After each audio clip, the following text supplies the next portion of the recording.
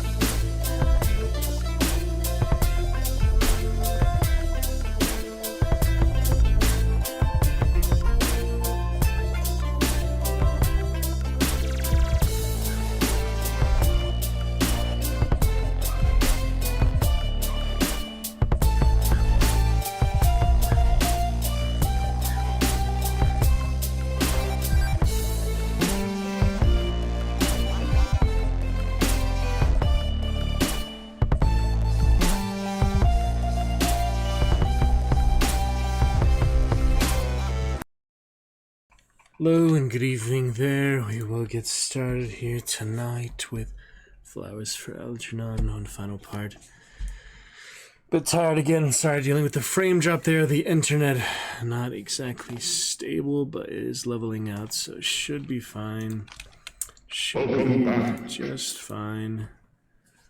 We will pick it up here for the final part. Flowers for Algernon. Have a couple hours for the weekly call tonight, so we'll probably get close if we don't finish it in that 2-hour time frame, but we can get some more afterwards if needed tonight. The night is young, plenty of time. We'll see where the evening takes us. Thank you to Alucard. Fun cheers. Fix that voice mod for him perfectly. We got that authentication, so that should be good for tonight. During the reading, if you'd like voice mod or so, I'd probably just repeat the part that we're in voice mod or repeat other parts, but it's still just generally fun to do while reading, and it is the very last time we'll be reading a full novel on stream likely, so after the 600 page Dune House Harkonnen, gonna finish here with the final 350 15 odd pages. For Flowers for Algernon will be lovely. Look forward to chat with you soon. All are welcome here in the Dragon's Roost. Well, I ran into some other trouble and stuff again lately. Maybe the end of stream, but I certainly hope not. So we'll do our best we can. Positive, good things. And make smarter decisions in the future. For now, let's begin. Good fun. Eyes open will be great. And on the bright side, good things. I signed up for some other actor websites and stuff, so we'll see how that looks. Other auditions and that type of stuff. So we'll see about that. But anyway, focus on positive, good things here. All good times. And we'll sort it out. We'll be fine. Gonna be great. Let's begin here for tonight. Flowers for Algernon. It's been a good while. Couple weeks since we read part 9. This will be part 10, the final, the big finale, and that will be lovely. So I guess we will pick it up from there. All looking good, everything that we need, just about right where we left off. Should be decent enough, I think so.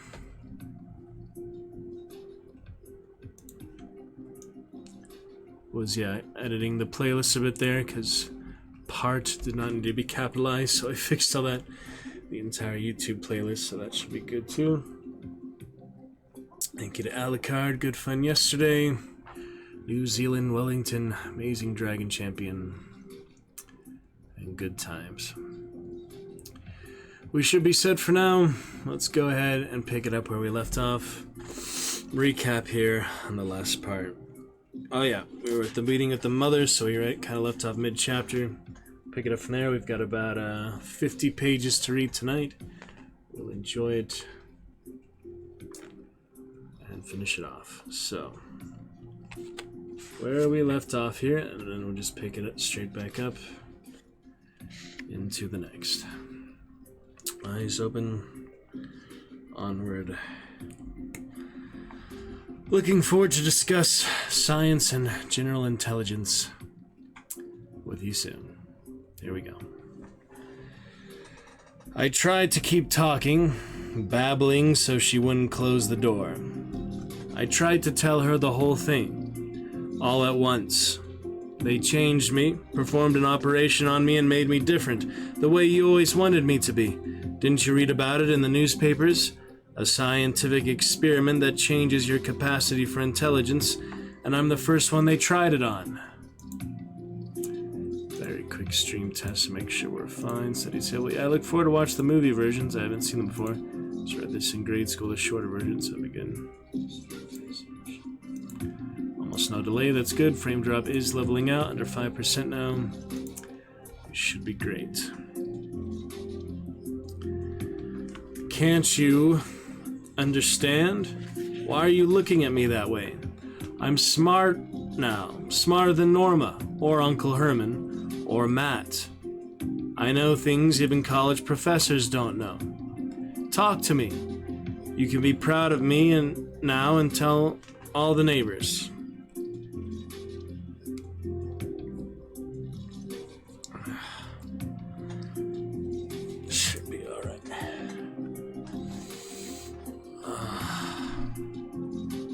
You don't have to hide me in the cellar when company comes. Just talk to me. Tell me about things. The way it was when I was a little boy. That's all I want. I won't hurt you. I don't hate you. But I've got to know about myself, to understand myself before it's too late. Don't you see? I can't be a complete person unless I can understand myself, and you're the only one in the world who can help me now. That's nice. We got that Voicemod authenticated set up for final novel reading. Other good things coincide. The perfect time and place as is meant to be, with eyes open.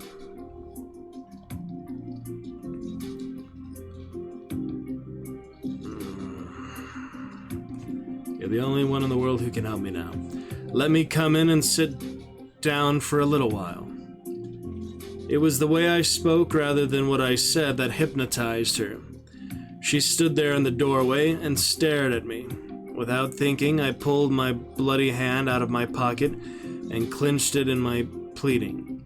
When she saw it, her expression softened. "You hurt yourself." She didn't necessarily feel sorry for me. It was the sort of thing she might have felt for a dog that had torn its paw, or a cat that had been gashed in a fight. It wasn't because I was her Charlie, but in spite of it.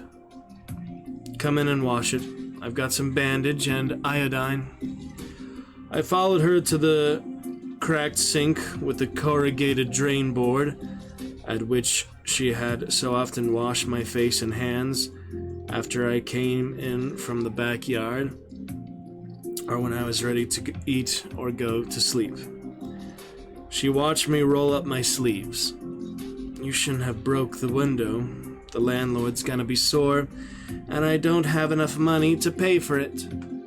Then, as if impatient with the way I was doing it, she took the soap from me and washed my hand. As she did it, she concentrated so hard that I kept silent, afraid of breaking the spell. Occasionally, she clucked her tongue or sighed, "Charlie, Charlie, always getting yourself into a mess. When are you going to learn to take care of yourself?" She was back 25 years earlier when I was her little Charlie, and she was willing to fight for my place in the world. When the blood was washed off and she dried my hands with paper toweling, she looked up into my face and her eyes went round with fright. "Oh my God!" she gasped and backed away. I started talking again, softly, persuasively, to convince her that nothing was wrong and I meant no harm. But as I spoke, I could tell her mind was wandering. She looked around vaguely, put her hand to her mouth, and groaned as she looked at me again. "The house is such a mess," she said. "I wasn't expecting company. Look at those windows, at that woodwork over there." "That's all right, Ma. Don't worry about it. I've got to wax these floors again. It's got to be clean." She noticed some finger marks on the door, and taking up her wash rag, she scrubbed them away. When she looked up and saw me watching her, she frowned. "Have you come about the electric bill?" Before I could say no, she wagged her finger, scolding. I intend to send a check out the first of the month, but my husband is out of town on business. I told them all they don't have to worry about the money because my daughter gets paid this week and will be able to take care of all our bills, so there's no need bothering me for money. "Is she your only child? Don't you have any other children?" She stared. She started, and then her eyes looked far away. "I had a boy, so brilliant that all the other mothers were jealous of him, and they put the evil eye on him. They called it the IQ, but it was the evil IQ. He would have been a great man if not for that. He was really very bright, exceptional, they said. He could have been a genius." She picked up a scrub brush. "Excuse me now. I've got to get things ready. My daughter has a young man coming for dinner, and I've got to get this place clean." She got down on her knees and started to scrub the already shining floor. She didn't look up again. She was muttering to herself now, and I sat down at the kitchen table. I would wait until she came out of it, until she recognized me and understood who I was. I couldn't leave until she knew that I was her Charlie. Somebody had to understand. She had started humming sadly to herself, but she stopped, her rag poised midway between the bucket and the floor, as if suddenly aware of my presence behind her. She turned, her face tired and her eyes glistening, and cocked her head. "How could it be? I don't understand. They told me you could never be changed. They performed an operation on me, and that changed me. I'm famous now. They've heard of me all over the world. I'm intelligent now. Mom, I can read and write, and I can..." "Thank God," she whispered. "My prayers. All these years I thought he didn't hear me, but he was listening all the time, just waiting his own good time to do his will." She wiped her face in her apron. and when I put my arm around her, she wept freely on my shoulder. All the pain was washed away, and I was glad I had come. "I've got to tell everyone," she said, smiling. "All those teachers at the school. Oh, wait till you see their faces when I tell them. And the neighbors, and Uncle Herman. I've got to tell Uncle Herman. He'll be so pleased. And wait until your father comes home. And your sister. Oh, she'll be so happy to see you. You have no idea." She hugged me, talking excitedly, making plans for the new life we were going to have together. I hadn't the heart to remind her that most of my childhood teachers were gone from this school, that the neighbors had long moved away, that Uncle Herman had died many years ago, and that my father had left her. The nightmare of all those years had been pain enough. I wanted to see her smiling and know I had been the one to make her happy. For the first time in my life, I had brought a smile to her lips. Then after a while, she paused thoughtfully as if remembering something. I had the feeling her mind was going to wander. "No!" I shouted, startling her back to reality. "Wait, Ma, there's something else. Something I want you to have before I go." "Go? You can't go away now." "I have to go, Ma. I have things to do, but I'll write to you and I'll send you money." "But when will you come back?" "I don't know yet, but before I go, I want you to have this." "A magazine?" "Not exactly. It's a scientific report I wrote. Very technical. Look, it's called the Algernon Gordon effect. Something I discovered, and it's named partly after me. I want you to keep a copy of the report so that you can show people that your son turned out to be more than a dummy after all." She took it and looked at it in awe. It's your name. I knew it would happen. I always said it would happen someday. I tried everything I could. You were too young to remember, but I tried. I told them all that you'd go to college and become a professional man and make your mark in the world. They laughed, but I told them. She smiled at me through tears, and then a moment later, she wasn't looking at me anymore. She picked up her rag and began to wash the woodwork around the kitchen door, humming more happily. I thought, as if in a dream. The dog started barking again. The front door opened and closed, and a voice called, "Okay, Nappy, okay, it's me." The dog was jumping excitedly against the bedroom door. I was furious at being trapped here. I didn't want to see Norma. We had nothing to say to each other, and I didn't want my visit spoiled. There was no back door.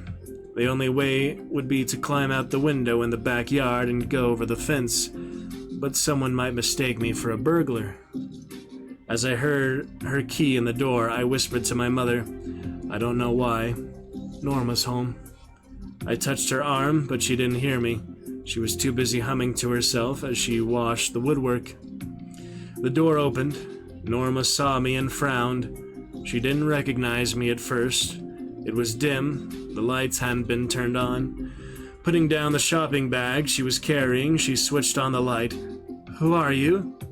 But before I could answer, her hand went over her mouth, and she slumped back against the door. "Charlie!" She said it the same way my mother had, gasping, and she looked the way my mother used to look, thin, sharp features, bird-like, pretty. "Charlie, my God, what a shock! You might have gotten in touch and warned me.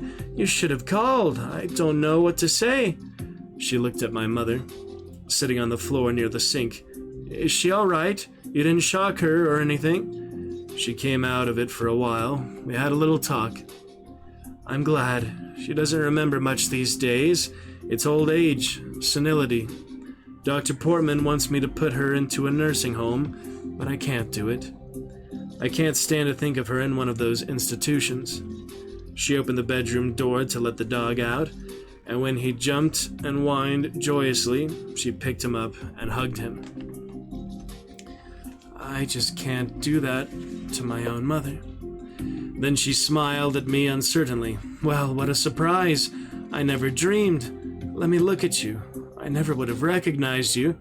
I'd have passed you by in the street. So different," she sighed.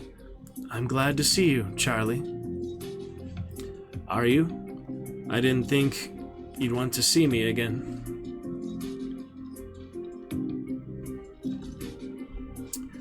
"Oh, Charlie." She took my hand in hers. "Don't say that. I am glad to see you.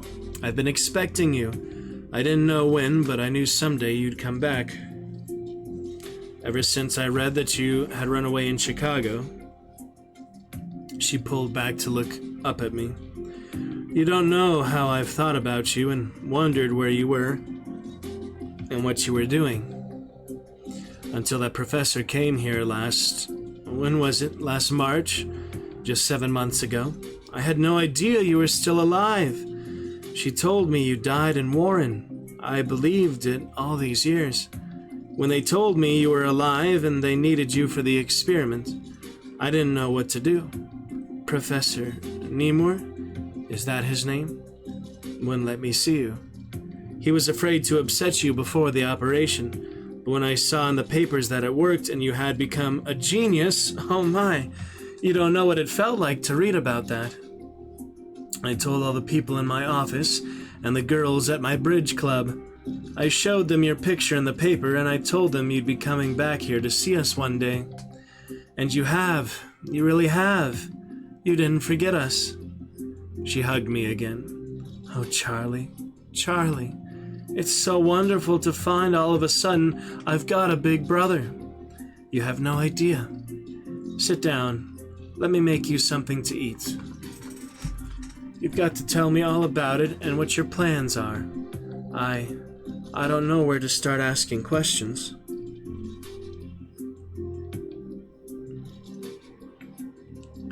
I must sound ridiculous. Like a girl who has just found out her brother is a hero, or a movie star, or something. I was confused. I had not expected a greeting like this from Norma. It had never occurred to me that all these years alone with my mother might change her. And yet it was inevitable. She was no longer the spoiled brat of my memories. She had grown up. She had become warm and sympathetic and affectionate.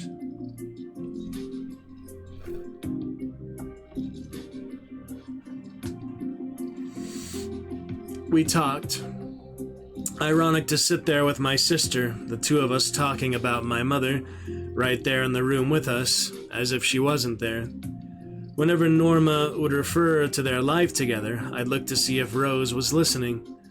But she was deep in her own world, as if she didn't understand our language, as if none of it concerned her anymore.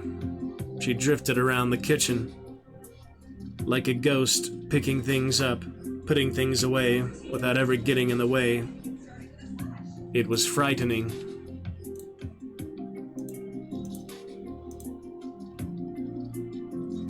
Like a ghost, picking things up, putting things away without ever getting in the way.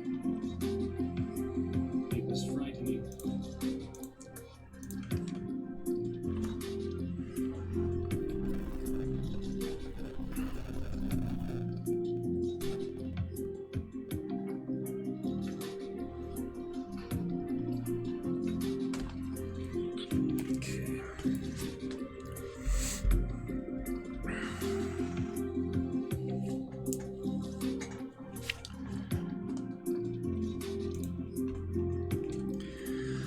I watched Norma feed her dog. She finally got him. Nappy, short for Napoleon, isn't it? She straightened up and frowned. How did you know? I explained about my memory. The time she had brought home her test paper, hoping to get the dog, and how Matt had forbidden it. As I told it, the frown became deeper. I don't remember any of it. Oh, Charlie, was I so mean to you?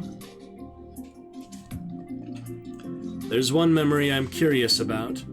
I'm not really sure if it's a memory or a dream, or if I just made it all up. It was the last time we played together as friends.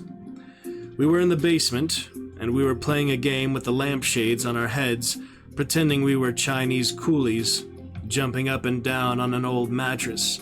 You were 7 or 8, I think, and I was about 13. And as I recall, you bounced off the mattress and hit your head against the wall.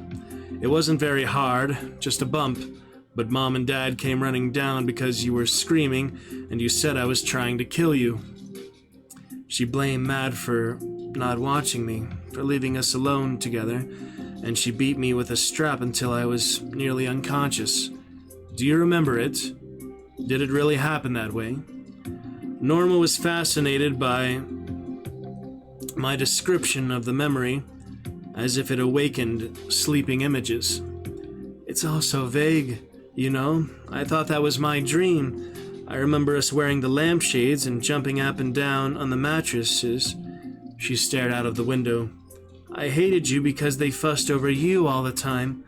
They never spanked you for not doing your homework right, or for not bringing home the best marks. You skipped classes most of the time and played games, and I had to go to the hard classes in school. Oh, how I hated you. In school, the other children scribbled pictures on the blackboard, a boy with a dune cap on his head, and they wrote Norma's brother under it. And they scribbled things on the sidewalk in the schoolyard, moron sister and dummy Gordon family. And then one day, when I wasn't invited to Emily Raskin's birthday party, I knew it was because of you. And when we were playing there in the basement with the lampshades on our heads, I had to get even. She started to cry. So I lied and said you hurt me. Oh, Charlie, what a fool I was. What a spoiled brat. I'm so ashamed. Don't blame yourself. It must have been hard to face the other kids. For me, this kitchen was my world, and that room there. The rest of it didn't matter as long as this was safe. You had to face the rest of the world. Why did they send you away, Charlie? Why couldn't you have stayed here and lived with us? I always wondered about that. Every time I asked her, she always said it was for your own good. In a way, she was right. She shook her head. She sent you away because of me, didn't she? Oh, Charlie, why did it have to be? Why did all of this happen to us? I didn't know what to tell her. I wished I could say that, like the house of Atreus or Cadmus, we were suffering for the sins of our forefathers, or fulfilling an ancient Greek oracle. But I had no answers for her, or for myself. That's interesting, huh? It's past, I said. I'm glad I met you again. It makes it a little easier. She grabbed my arm suddenly. Charlie, you don't know what I've been through all these years with her. The apartment, the street, my job. It's all been a nightmare, coming home each day, wondering if she's still here, if she's harmed herself, guilty for thinking about things like that. I stood up and let her rest against my shoulder, and she wept. Oh, Charlie, I'm glad you're back now. We've needed someone. I'm so tired. I had dreamed of a time like this, but now that it was here, what good was it? I couldn't tell her what was going to happen to me. And yet, could I accept her affection on false pretenses? Why kid myself? If I had still been the old, feeble-minded, dependent Charlie, she wouldn't have spoken to me the same way. So what right did I have to it now? My mask would soon be ripped away. Don't cry, Norma. Everything will work out all right. I heard myself speaking in reassuring platitudes. I'll try to take care of you both. I have a little money saved, and with what the Foundation has been paying me, I'll be able to send you some money regularly, for a while anyway. But you're not going away. You've got to stay with us now. I've got to do some traveling, some research, make a few speeches, but I'll try to come back to visit you. Take care of her. She's been through a lot. I'll help you for as long as I can. Charlie, no, don't go. She clung to me. I'm frightened. The role I had always wanted to play, the big brother. At that moment, I sensed that Rose, who had been sitting in the corner quietly, was staring at us. Something in her face had changed. Her eyes were wide, and she leaned forward on the edge of her seat. All I could think of was a hawk ready to swoop down. I pushed Norma away from me, but before I could say anything, Rose was on her feet. She had taken the kitchen knife from the table and was pointing at me. What are you doing to her? Get away from her! I told you what I'd do if I ever caught you touching your sister again, dirty mind! You don't belong with normal people! We both jumped back, and for some insane reason, I felt guilty, as if I had been caught doing something wrong, and I knew Norma felt the same way.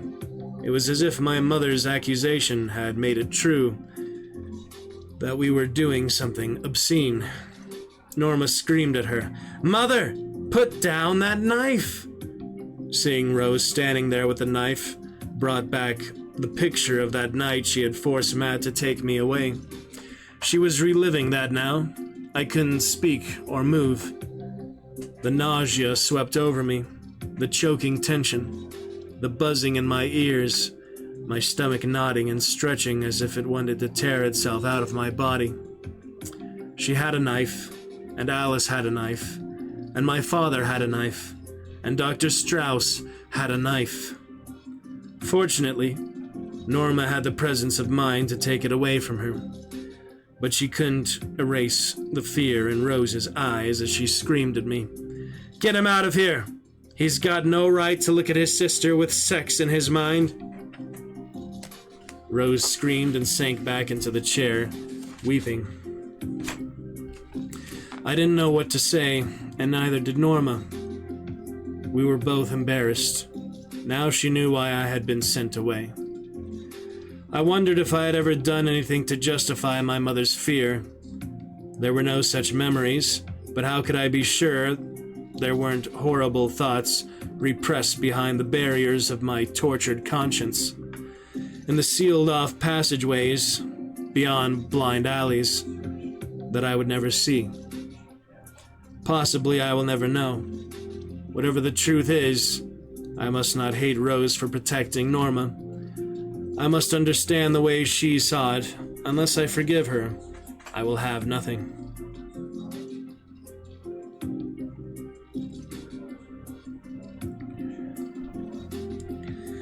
Norma was trembling. "Take it easy," I said. "She doesn't know what she's doing. It wasn't me she was raving at. It was the old Charlie. She was afraid of what he might do to you. I can't blame her for wanting to protect you. But we don't have to think about it now, because he's gone forever, isn't he?" She was listening to me. There was a dreamy expression on her face. "I've just had one of those strange experiences where something happens, and you have the feeling you know it's going to happen, as if it all took place before, the exact same way, and you watch it unfold again. A very common experience." She shook her head. "Just now, when I saw her with that knife, it was like a dream I had a long time ago." What was the use of telling her she had undoubtedly been awake that night as a child and had seen the whole thing from her room? That it had been repressed and twisted until she imagined it as a fantasy. No reason for burdening her with the truth. She would have enough sadness with my mother in the days to come. I would gladly have taken the burden and the pain off her hands, but there was no sense in starting something I couldn't finish. I would have my own suffering to live with. There was no way to stop the sands of knowledge from slipping through the hourglass of my mind. "I've got to go now," I said. "Take care of yourself and of her." I squeezed her hand.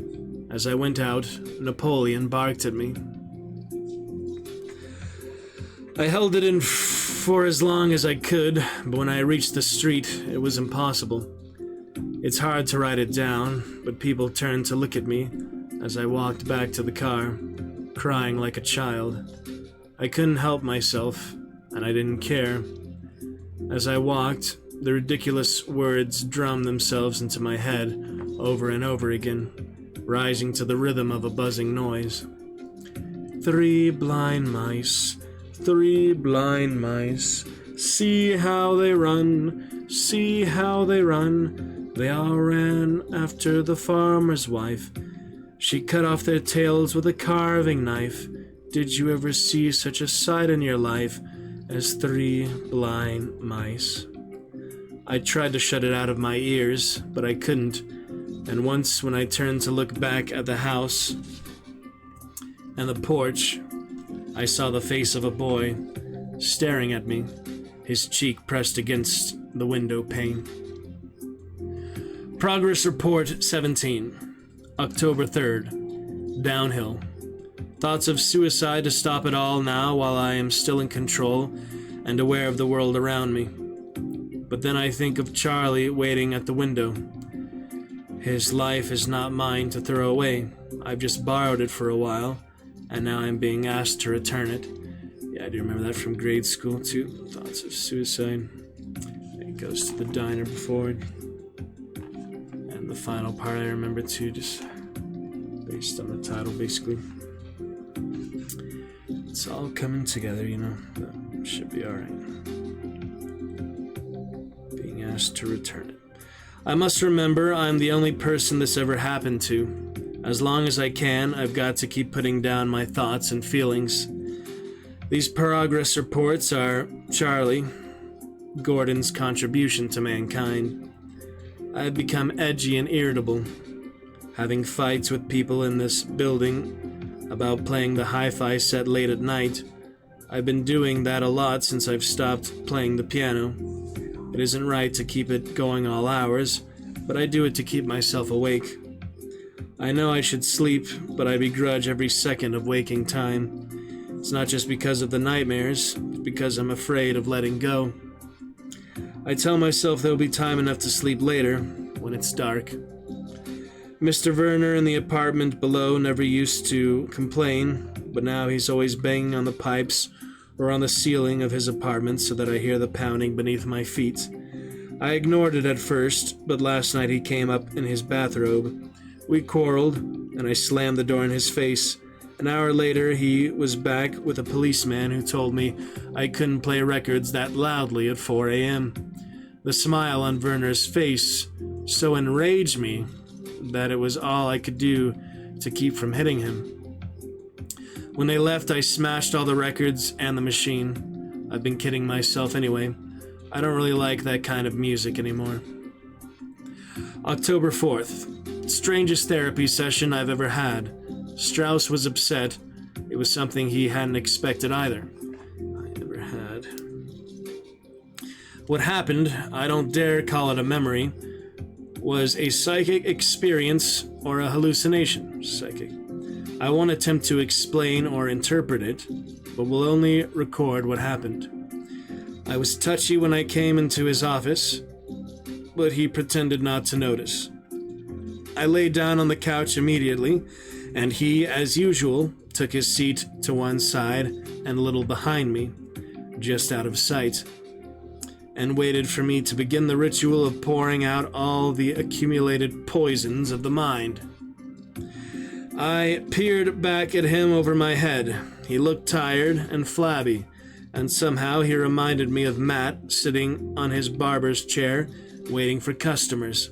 I told Strauss of the association, and he nodded and waited. "Are you waiting for customers?" I asked. "You ought to have this couch designed like a barber's chair. Then when you want free association, you could stretch your patient out the way the barber does to lather up his customer, and when the 50 minutes are up, you could tilt the chair forward again and hand him a mirror so he can see what he looks like on the outside after you've shaved his ego." Yeah. He said nothing, and while I felt ashamed at the way I was abusing him, I couldn't stop. last clip since it is our final novel. However it's clipped, it's fine. And here it is. Check it later.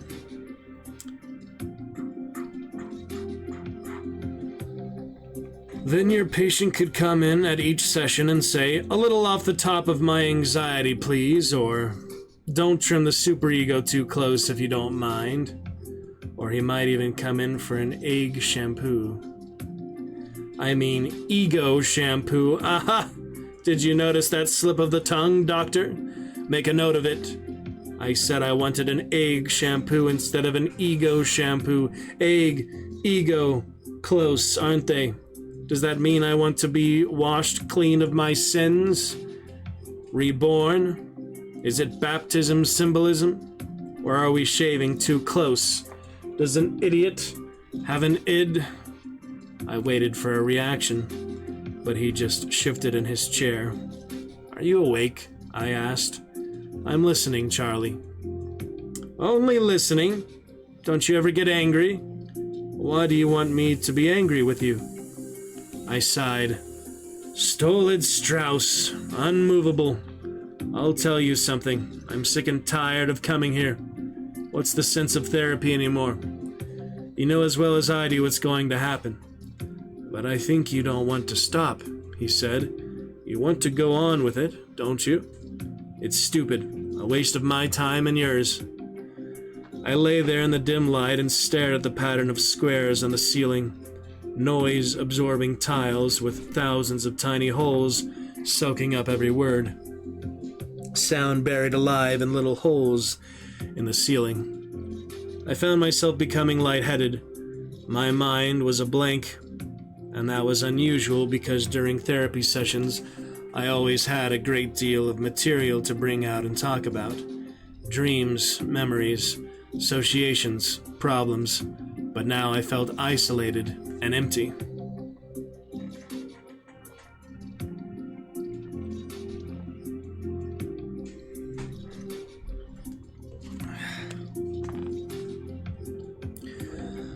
Only stolid Strauss breathing behind me. I feel strange, I said. You want to talk about it? Oh, how brilliant. How subtle he was. What the hell was I doing there anyway? Having my associations absorbed by little holes in the ceiling and big holes in my therapist. I don't know if I want to talk about it, I said. I feel unusually hostile towards you today. And then I told him what I had been thinking. Without seeing him, I could tell he was nodding to himself. It's hard to explain, I said. A feeling I've had once or twice before, just before I fainted. A lightheadedness, everything intense, but my body feels cold and numb.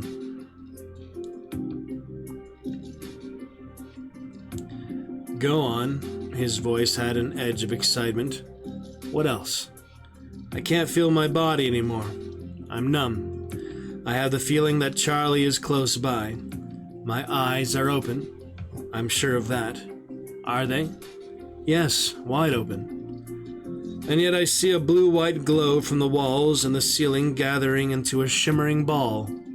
Now it's suspended in midair, light forcing itself into my eyes and my brain.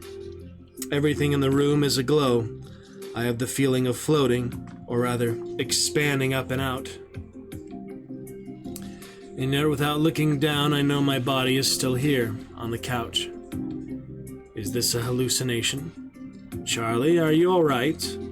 Or the things described by the mystics?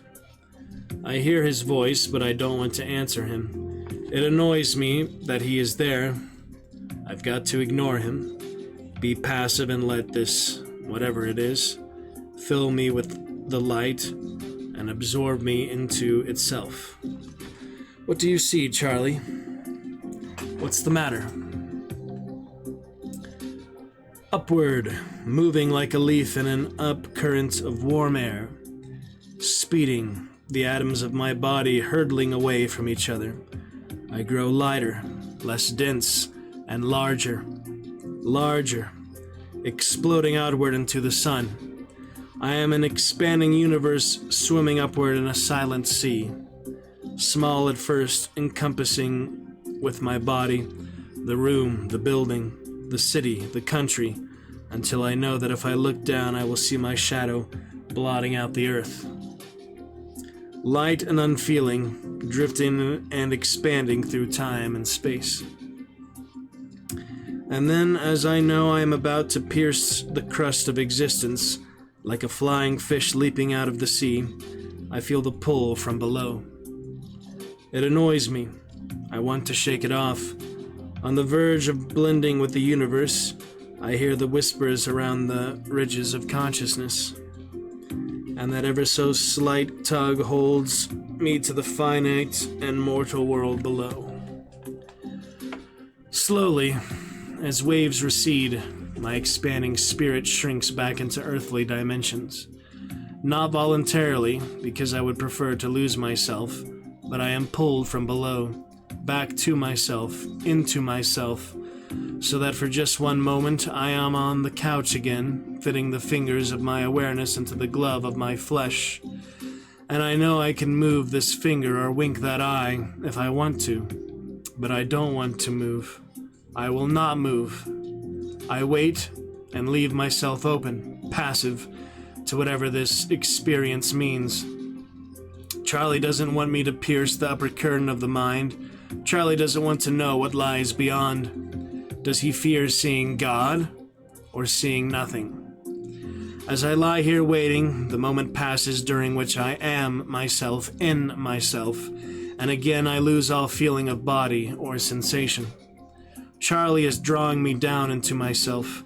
I stare inward in the center of my unseeing eye at the red spot that transforms itself into a multi-petaled flower, the shimmering, swirling, luminescent flower that lies deep in the core of my unconsciousness. I am shrinking, not in the sense of the atoms of my body becoming closer and more dense, but a fusion as the atoms of myself merge into microcosm.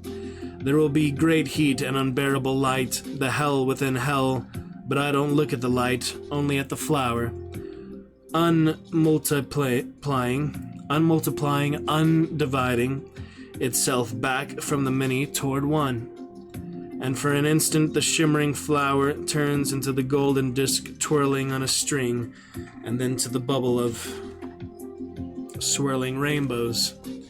And finally I am back in the cave where everything is quiet and dark, and I swim the wet labyrinth, searching for one to receive me, embrace me, absorb me into itself, that I may begin. In the core I see the light again, an opening in the darkest of caves, now tiny and far away. Through the wrong end of the telescope, brilliant, blinding, shimmering, and once again the multi-petaled flower, swirling lotus that floats near the entrance of the unconscious. At the entrance of that cave I will find the answer, if I dare go back and plunge through it into the grotto of light beyond. Not yet. I am afraid, not of life or death or nothingness, but of wasting it as if I had never been. And I start through the opening. I feel the pressure around me, propelling me in a violent wave-like motions toward the mouth of the cave. It's too small. I can't get through.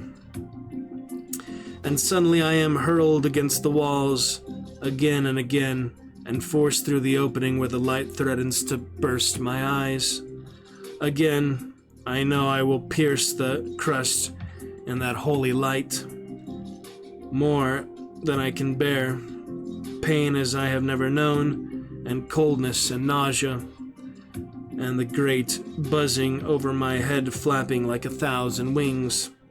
I open my eyes, blinded by the intense light, and flail the air and tremble and scream.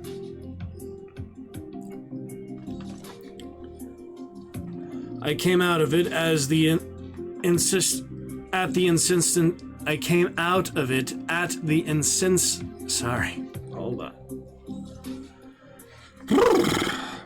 I came out of it at the insistence of a hand shaking me roughly.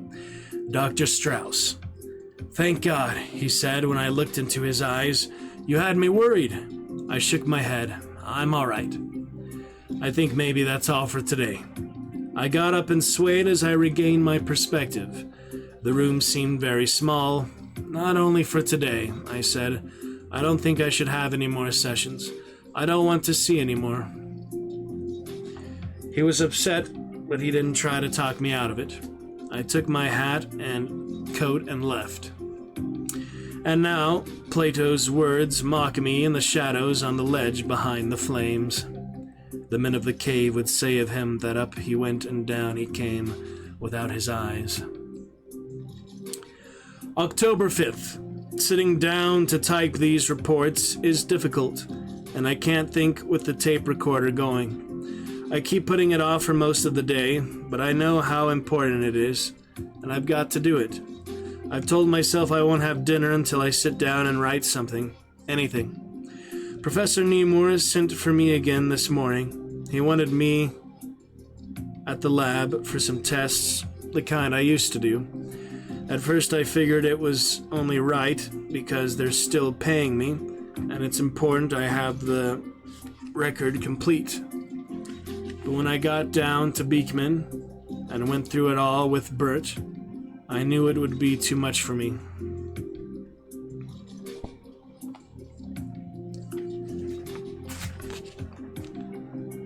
His eyes. First it was the paper and pencil maze. I remembered how it was before I learned to do it quickly, and when I raced against Algernon. I could tell it was taking me a lot longer to solve the maze now. Bert had his hand out to take the paper, but I tore it up instead and threw the pieces into the wastebasket. No more. I'm through running the maze. I'm in a blind alley now, and that's all there is to it. He was afraid I'd run out, so he calmed me down. It's all right, Charlie. Just take it easy. What do you mean, take it easy? You don't know what it's like. No, but I can imagine. We all feel pretty sick about it. Keep your sympathy. Just leave me alone. He was embarrassed, and then I realized it wasn't his fault, and I was being lousy toward him. Sorry I blew up, I said. How's everything going? Got your thesis finished yet? He nodded. Having it retyped now. I'll get my PhD in February. Good boy. I slapped him on the shoulder to show him I wasn't angry with him. Keep plugging. Nothing like an education. Look, forget what I said before. I'll do anything else you want. Just no more mazes, that's all. Well, Nemur wants a Rorschach check to see what's happening down deep. What does he expect to find? I must have looked upset, because he started to back off. We don't have to. You're here voluntarily. If you don't want to, that's all right. Go ahead. Deal out the cards, but don't tell me what you find out. He didn't have to.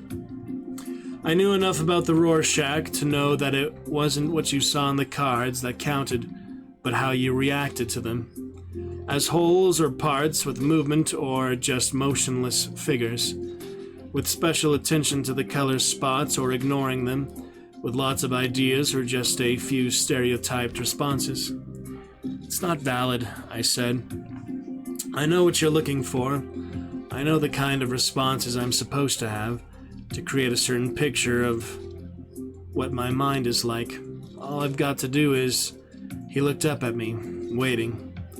All I've got to do is... But then it hit me like a fist against the side of my head that I didn't remember what I had to do. It was as if I had been looking at the whole thing clearly on the blackboard of my mind, but then I turned to read it. Part of it had been erased, and the rest didn't make sense. At first, I refused to believe it. I went through the cards in a panic, so fast that I was choking on my words. I wanted to tear the ink blots apart to make them reveal themselves.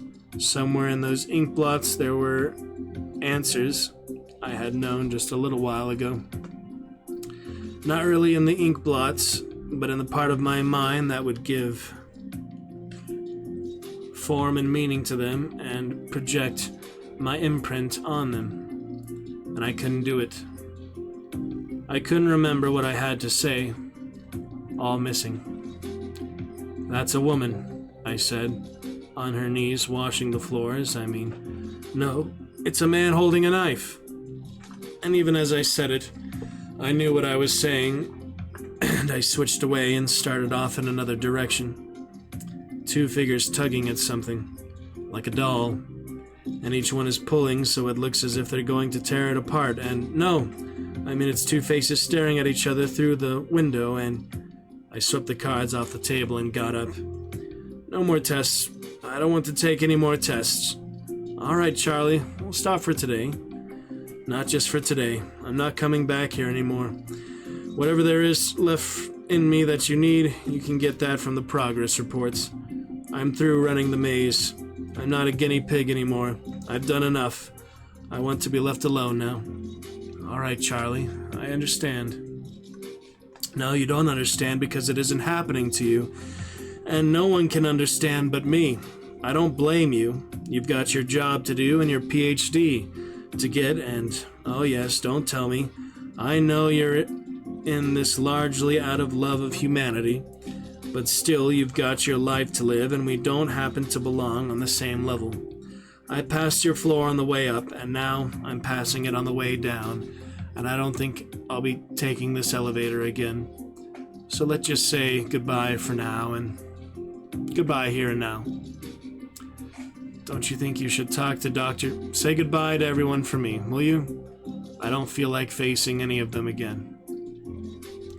Before he could say any more or try to stop me, I was out of the lab, and I caught the elevator down and out of Beekman for the last time.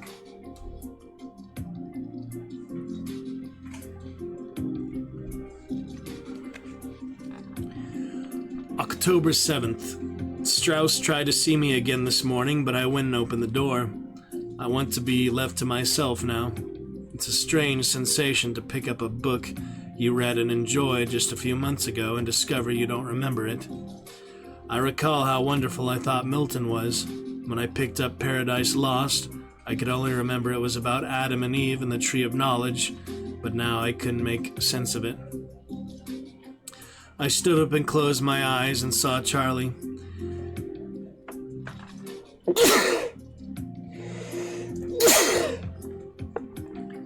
Myself, 6 or 7 years old, sitting at the dinner table with a school book, learning to read, saying the words over and over with my mother, sitting beside him, beside me.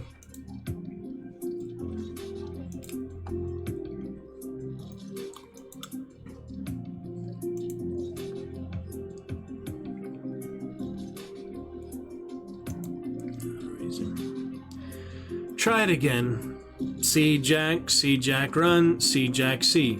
No, not see Jack, see, it's run, Jack, run, pointing with her rough scrubbed finger. See Jack, run, Jack, see. No, you're not trying. Do it again. Do it again, do it again, do it again. Leave the boy alone. You've got him terrified. He's got to learn. He's too lazy to concentrate. Run, Jack, run. Run, Jack, run. Run, Jack, run. Run, Jack, run. He's slower than the other children. Give him time. He's normal. There's nothing wrong with him. Just lazy. I'll beat it into him until he learns. Run, Jack, run. Run, Jack, run. Run, Jack, run. Run, Jack, run. And then looking up from the table, it seemed to me I saw myself through Charlie's eyes, holding Paradise Lost, and I realized I was breaking the binding with the pressure of both hands, as if I wanted to tear the book in half. I broke the back of it, ripped out a handful of pages, and flung them in the book across the room on the corner where the broken records were. I let it lay there, and its torn white tongues were laughing because I couldn't understand what they were saying. I've got to try to hold on to some of the things I've learned. Please, God, don't take it all away.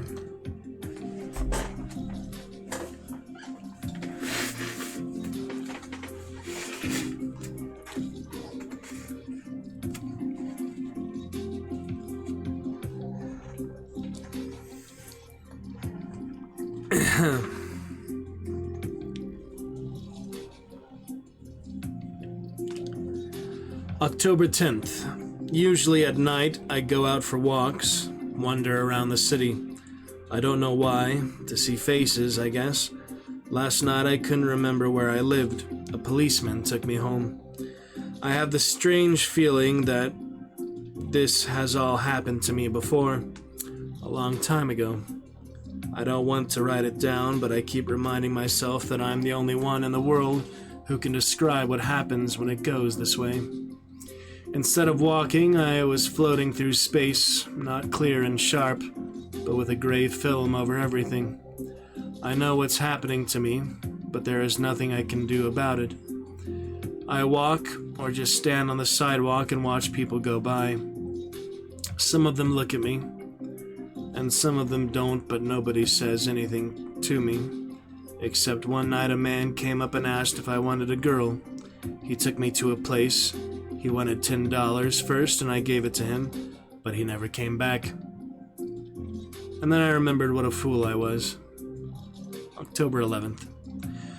When I came into my apartment this morning, I found Alice there, asleep on the couch. Everything was cleaned up, and at first I thought I was in the wrong apartment, but then I saw she hadn't touched the smashed records, or the torn books, or the sheet music in the corner of the room.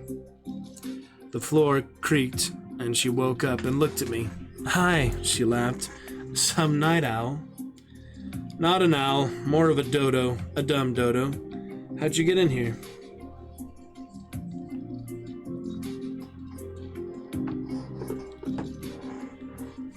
"Through the fire escape, Faye's place. I called her to find out about you, and she said she was worried. She says you've been acting strangely, causing disturbances. So I decided it was time for me to put in an appearance. I strained up a bit. I didn't think you'd mind." "I do mind, very much. I don't want anybody coming around feeling sorry for me." She went to the mirror to comb her hair. "I'm not here because I feel sorry for you. It's because I feel sorry for me." "What's that supposed to mean?" "It doesn't mean," she shrugged. "It just is, like a poem. I wanted to see you." "What's wrong with the zoo?"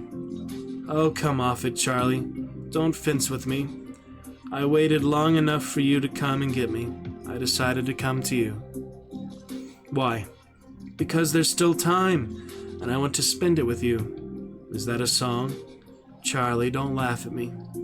"I'm not laughing, but I can't afford to spend my time with anyone. There's only enough left for myself." "I can't believe you want to be completely alone." "I do. We had a little time together before we got out of touch. We had things to talk about and things to do together. It didn't last very long, but it was something. Look, we've known this might happen. It was no secret. I didn't go away, Charlie. I've just been waiting. You're about at my level again, aren't you?" I stormed around the apartment. "But that's crazy. There's nothing to look forward to. I don't dare let myself think ahead, only back. In a few months, weeks, days, who the hell knows, I'll go back to Warren. You can't follow me there." "No," she admitted, "and I probably won't even visit you there. Once you're in Warren, I'll do my best to forget you. I'm not going to pretend otherwise, but until you go, there's no reason for either of us to be alone." Before I could say anything, she kissed me. I waited as she sat beside me on the couch, resting her head against my chest.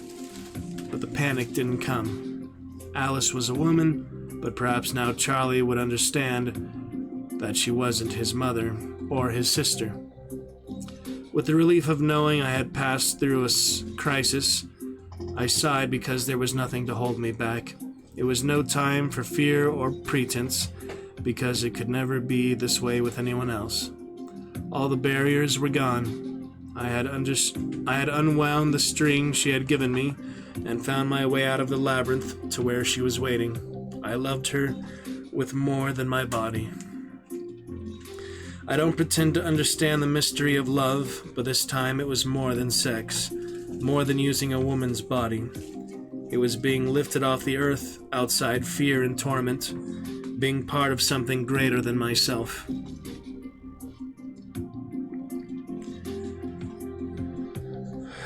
I was lifted out of the dark cell of my own mind to become part of someone else, just as I had experienced it the day on the couch in therapy. It was the first step outward to the universe, beyond the universe, because in it and with it we merged to recreate and perpetuate the human spirit, expanding and bursting outward and contracting and forming inward. It was the rhythm of being, of breathing, of heartbeat, of day and night, and the rhythm of our bodies set off an echo in my mind. It was the way it had been back there in that strange vision.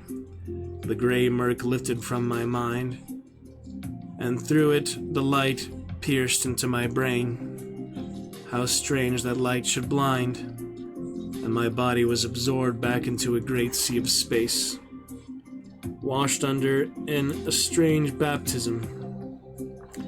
My body shuddered with giving, and her body shuddered its acceptance. This was the way we loved until the night became a silent day.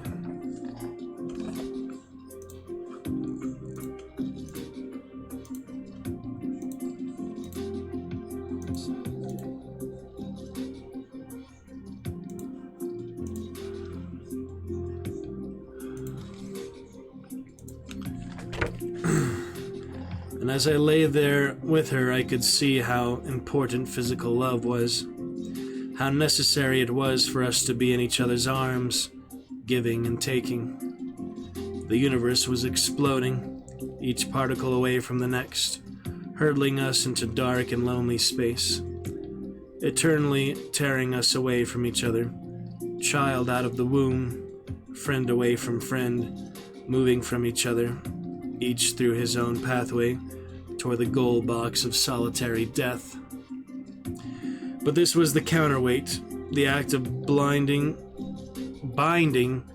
and holding, as when men to keep from being swept overboard in the storm clutch at each other's hands to resist being torn apart, so our bodies fused a link in the human chain that kept us from being swept into nothing. And in the moment before I fell off into sleep, I remembered the way it had been between Faye and myself, and I smiled. No wonder that had been easy. It had been only physical. This with Alice was a mystery. I leaned over and kissed her eyes. Alice knows everything about me now, and accepts the fact that we can be together for only a short while. She has agreed to go away when I tell her to go. It's painful to think about that, but what we have, I suspect, is more than most people find in a lifetime.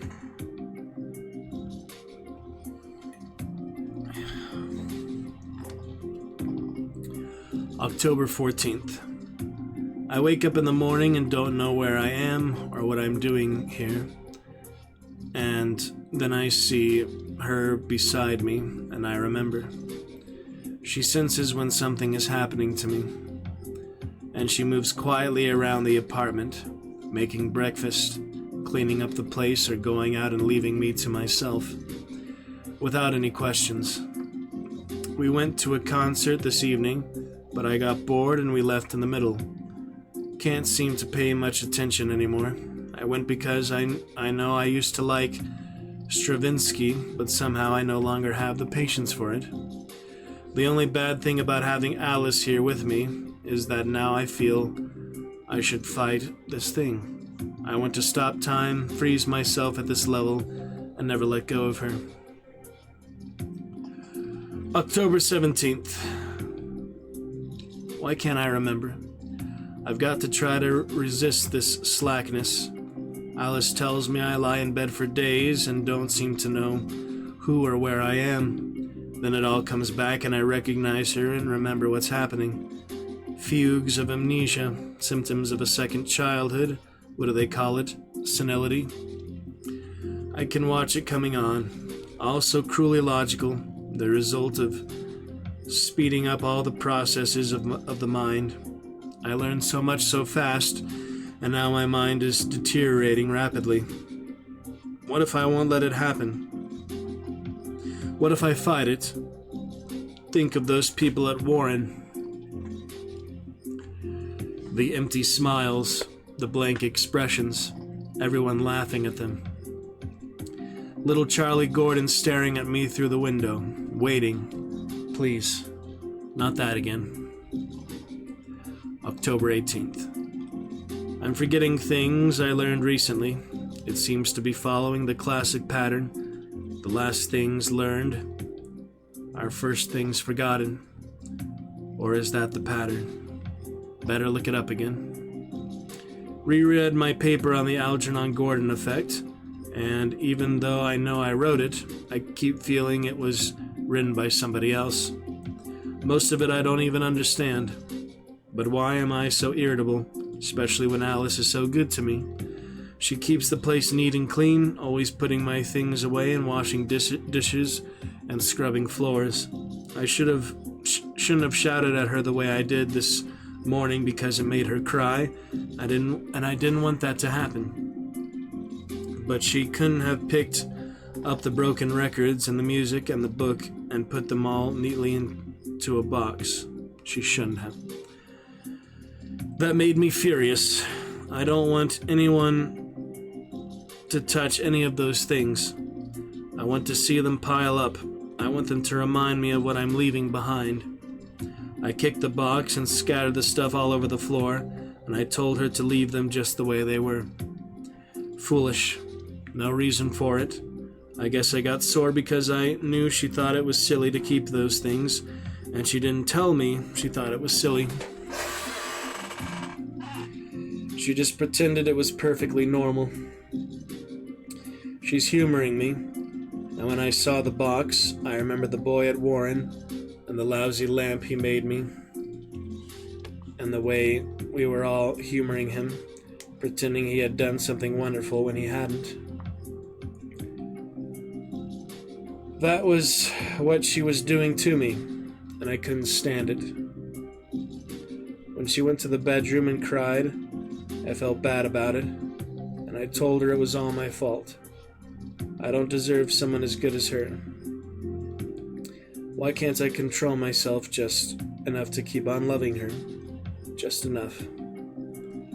October 19th. Motor activity impaired. I keep tripping and dropping things. At first I didn't think it was me. I thought she was changing things around. The wastebasket was in my way, and so were the chairs, and I thought she had moved them. Now I realize my coordination is bad. I have to move slowly to get things right, and it's increasingly difficult to type. Why do I keep blaming Alice, and why doesn't she argue? That irritates me even more because I see the pity in her face. My only pleasure now is the TV set. I spend most of the day watching the quiz programs, the old movies, the soap operas, and even the kiddies shows and cartoons, and then I can't bring myself to turn it off. Late at night there are the old movies, the horror pictures, the Late Show and the Late Late Show, and even the little sermon before the channel signs off for the night. And the Star-Spangled Banner, with the flag waving in the background, and finally the channel test pattern that stares back at me through the little square window with its unclosing eye.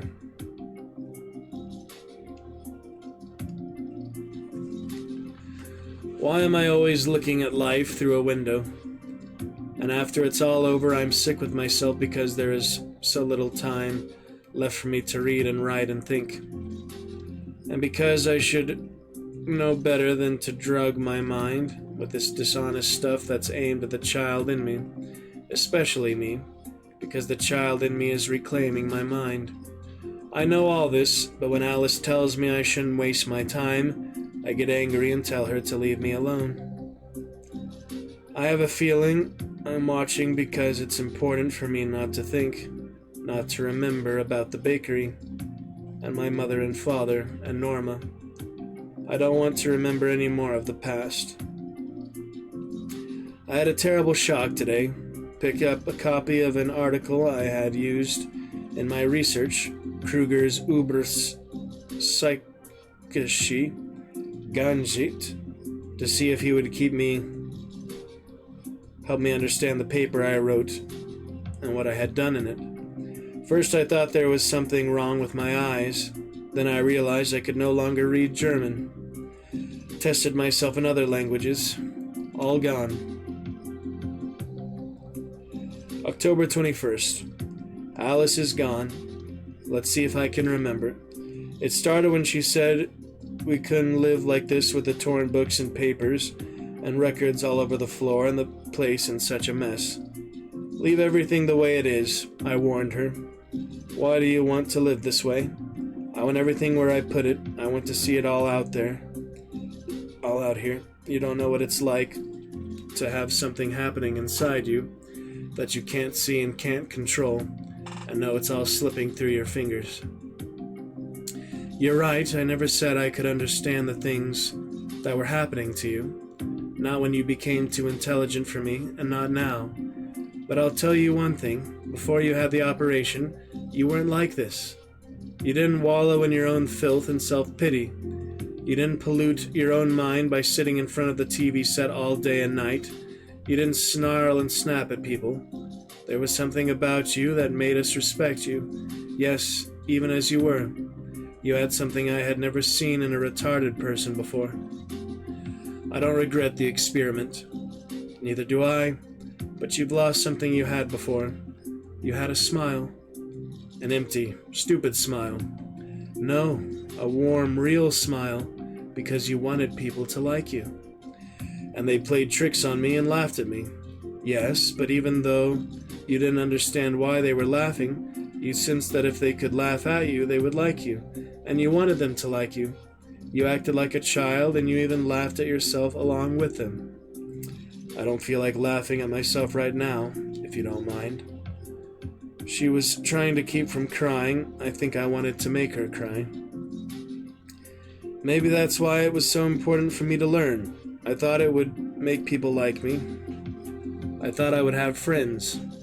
That's something to laugh at, isn't it? There's more to it than just having a high IQ. That made me angry. Probably because I didn't really understand what she was driving at. More and more these days, she didn't come right out and say what she meant. She hinted at things. She talked around them and expected me to know what she was thinking. And I listened, pretending I understood, but inside, I was afraid she would see that I missed the point completely. I think it's time for you to leave. Her face turned red. Not yet, Charlie. It's not time yet. Don't send me away. You're making it harder for me. You keep pretending I can do things and understand things that are far beyond me now. You're pushing me, just like my mother. That's not true.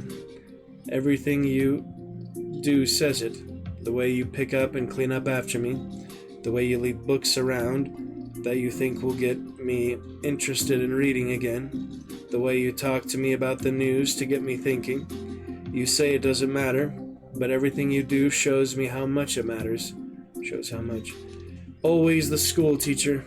I don't want to go to concerts or museums or foreign films or do anything that's going to make me struggle to think about life or about myself. Charlie, just leave me alone. I'm not myself.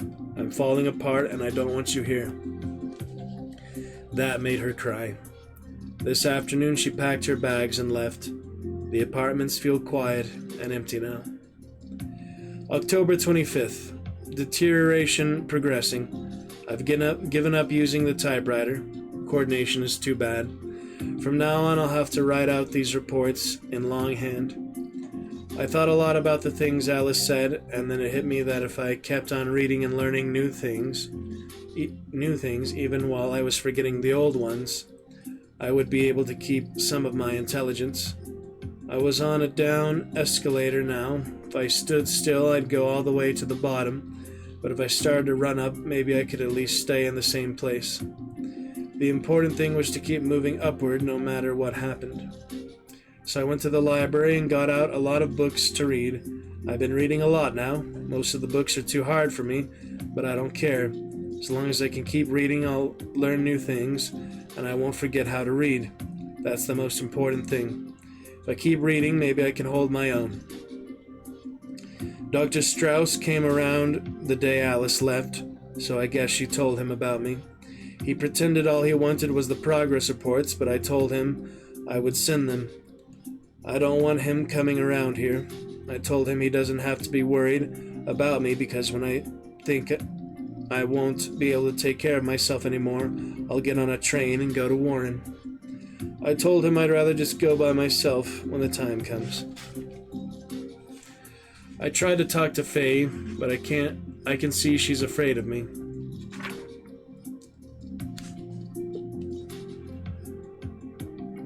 I guess she figures I've gone out of my mind.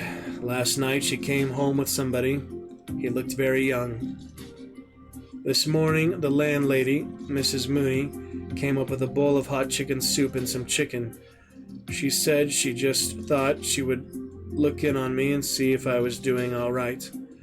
I told her I had lots of food to eat, but she left it anyway, and it was good. She pretended she was doing it on her own, but I'm not that stupid yet. Alice or Strauss must have told her to look in on me and make sure I was all right. Well, that's okay. She's a nice old lady with an Irish accent, and she likes to talk all about the people in the building. When she saw the mess on the floor inside my apartment, she didn't say anything about it. I guess she's all right. November 1st. A week since I dared to write again. I don't know where the time goes. Today's Sunday. I know because I can see through my window the people going into the church across the street. I think I laid in bed all week, but I remember Mrs. Mooney bringing me food a few times and asking if I was sick. What am I going to do with myself? I can't just hang around here all alone and look out the window. I've got to get a hold of myself. I keep saying over and over that I've got to do something, but then I forget, or maybe it's just easier now to do what I say I'm going to do.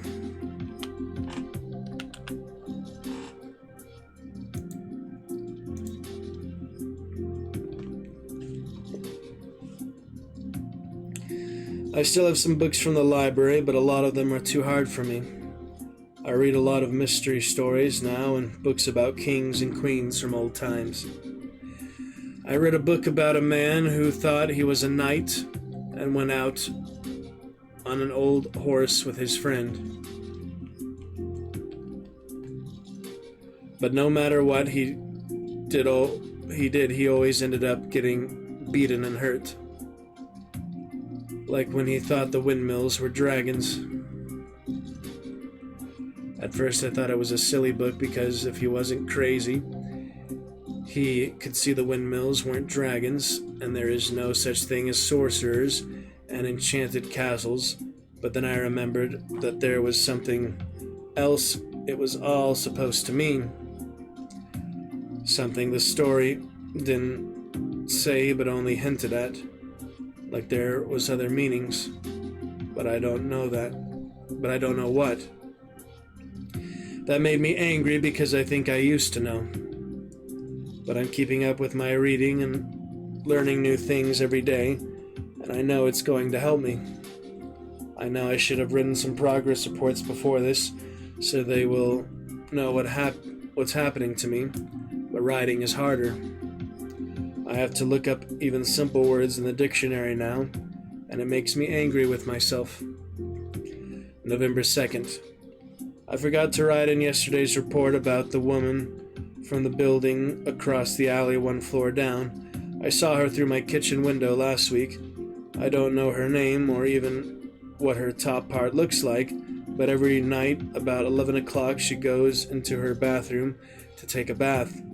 She never pulls her shade down, and through my window when I put out my lights, I can see her from the neck down when she comes out of the bath to dry herself. It makes me excited, but when the lady turns out the light, I feel let down and lonely. I wish I could see what she looks like sometimes, whether she's pretty or what. I know it's not nice to watch a woman when she's like that, but I can't help it.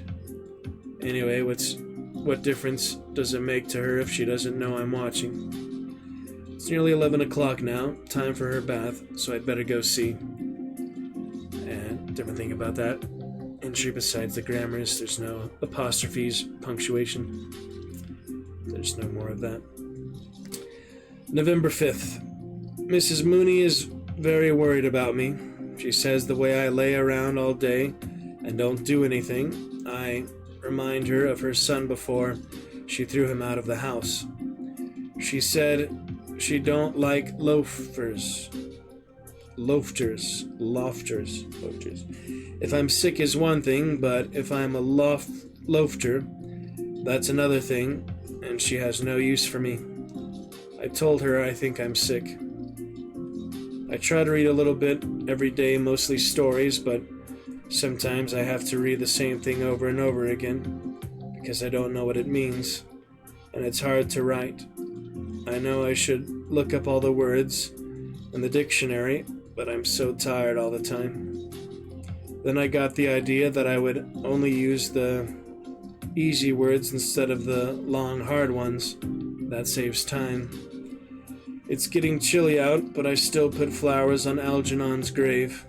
Mrs. Mooney thinks I'm silly to put flowers on a mouse's grave, but I told her that Algernon was a special mouse.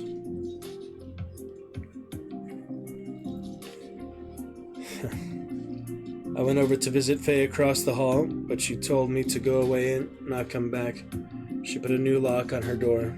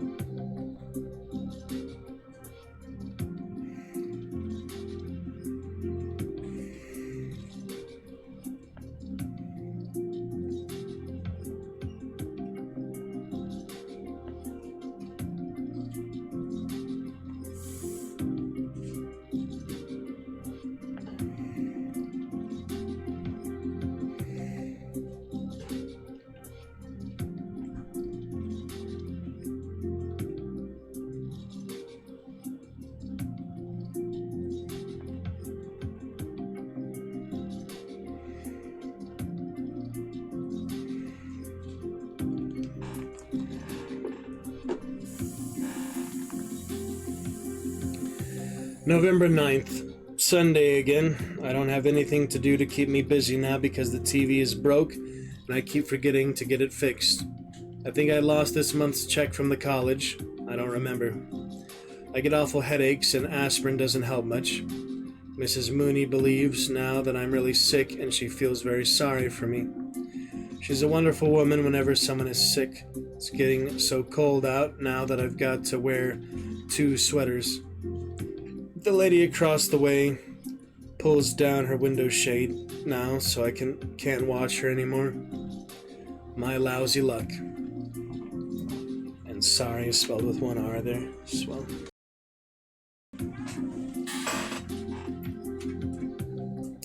November 10th. Mrs. Mooney called a strange doctor to see me. She was afraid I was going to die. I told the doctor I wasn't too sick and that I only forget sometimes. He asked me did I have any friends or relatives, and I said no, I don't have any. I told him I had a friend called Algernon once, but he was a mouse, and we used to run races together. He looked at me all kind of funny, like he thought I was crazy. He smiled when I told him I used to be a genius. He talked to me like I was a baby, and he winked at Mrs. Mooney, I got mad because he was making fun of me and laughing, and I chased him out and locked the door. I think I know why I've been having bad luck, because I lost my rabbit's foot and my horseshoe. I got to get another rabbit's foot fast. November 11th. Dr. Strauss came to the door today, and Alice too, but I didn't let them come in. I told them I didn't want anyone to see me. I want to be left alone. Later, Mrs. Mooney came up with some food, and she told me they paid the rent and left the money for her to buy food and anything I need. I told her I don't want to use their money anymore. She said money's money and someone has to pay, or I have to put you out. Then she said, why don't I get some job instead of just hanging around? I don't know any work but the job I used to do at the bakery. I don't want to go back there because they all knew me when I was smart and maybe they'll laugh at me. But I don't know what else to do to get money. And I want to pay for everything myself.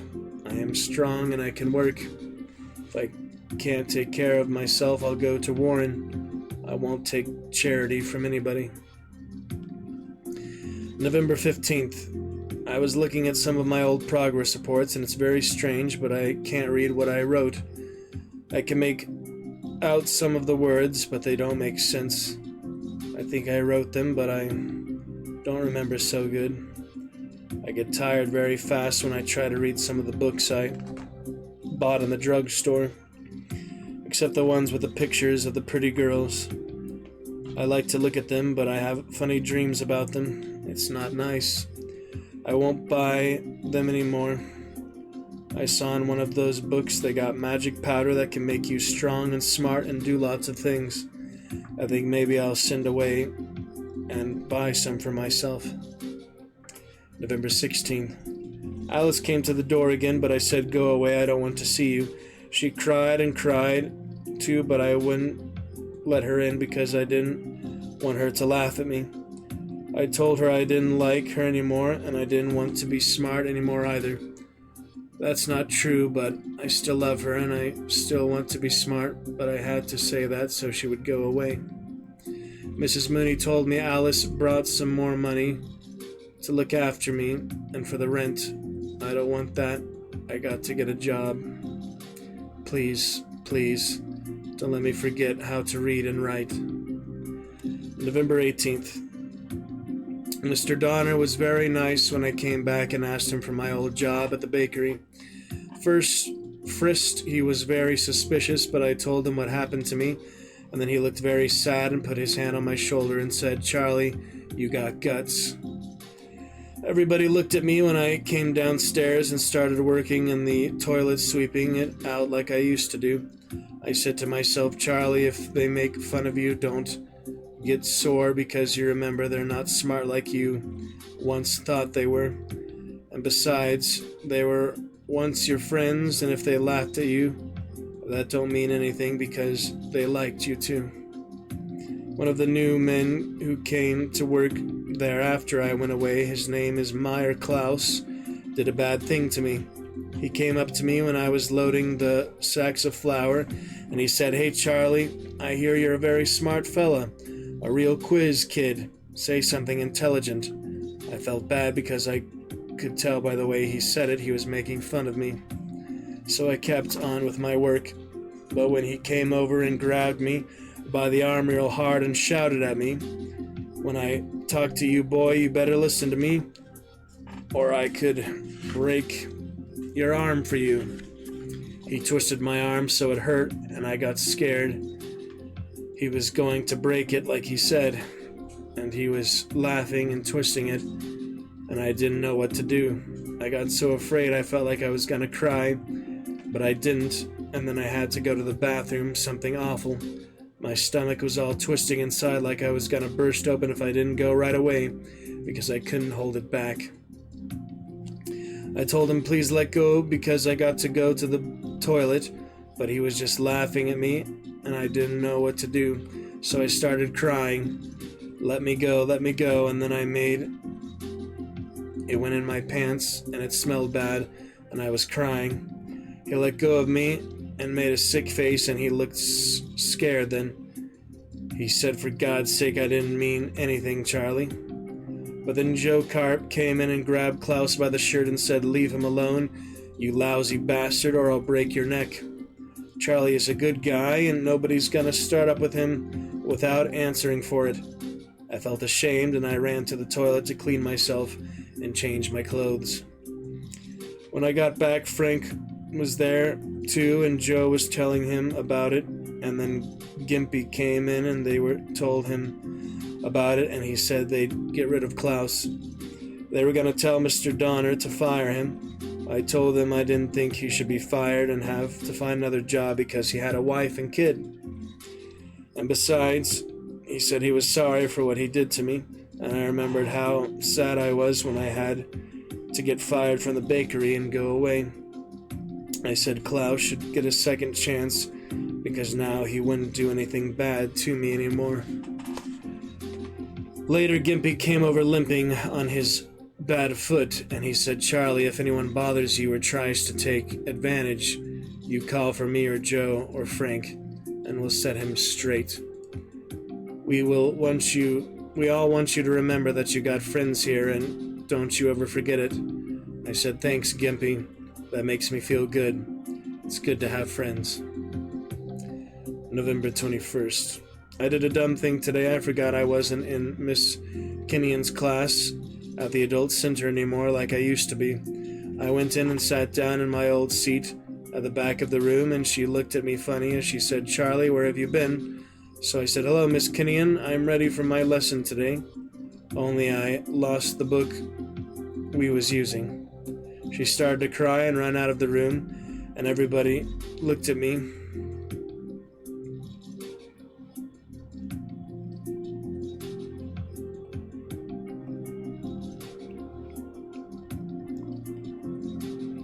And I saw a lot of them wasn't the same people who used to be in my class. Then all of a sudden I remembered some things about the operation and me getting smart, and I said, "Holy smoke, I really pulled a Charlie Gordon that time." I went away before she came back to the room. That's why I'm going away from here for good to that Warren homeschool. I don't want to do nothing like that again. I don't want Miss Kinnian to feel sorry for me. I know everybody feels sorry for me at the bakery, and I don't want that either, so I'm going someplace where there are a lot of people like me, and nobody cares that Charlie Gordon was once a genius, and now he can't even read a book or write good. I'm taking a couple of books along, and even if I can't read them, I'll practice hard, and maybe I'll even get a little bit smarter than I was before the operation, without an operation.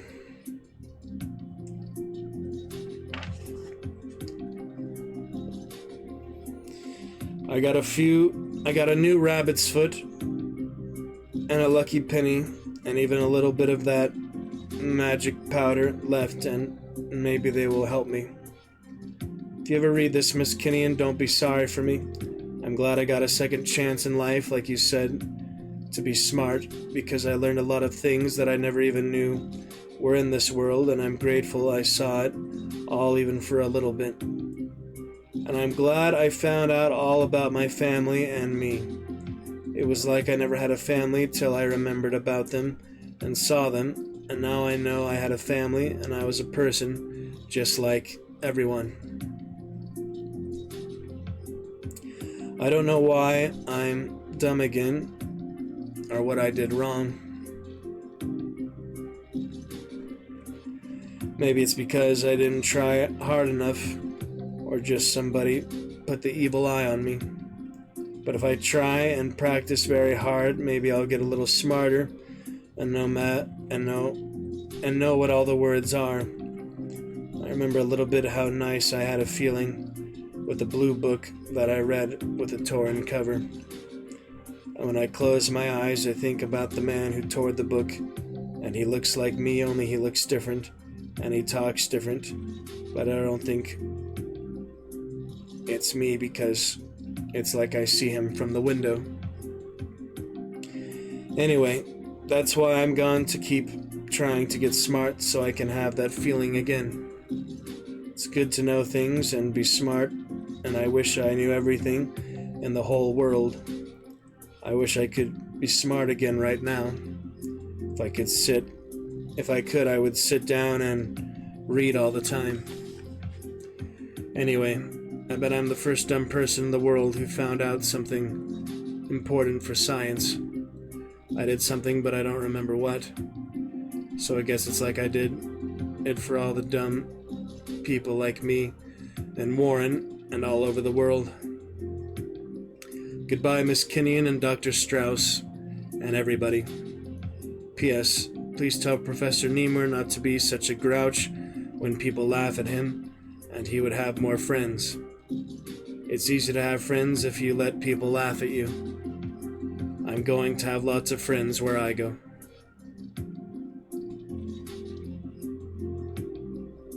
P.S.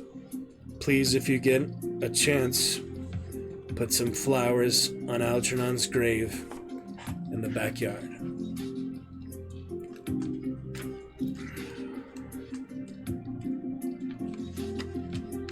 Some extra pages here for notes, I would assume. Yeah.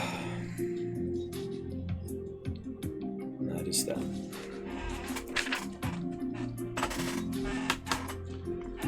Started it about, January, I think it was.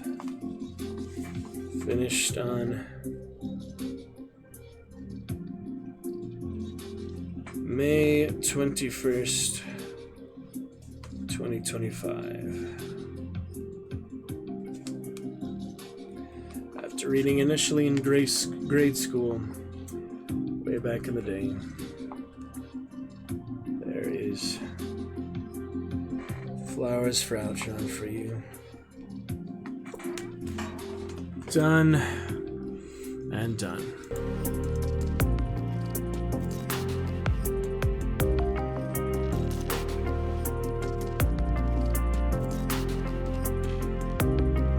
Hopefully a decent quality VOD. I guess we'll keep things running till the stream tonight. Some good chivalry last night. It's always a good time. And guess we'll get to Little Grim Dawn here for a little while. Plenty of time left on the muse there, so hour and a half, yeah, pretty good. Those last, 30 pages?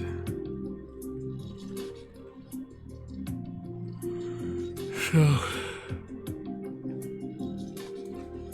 guess we'll, pick it right up from there.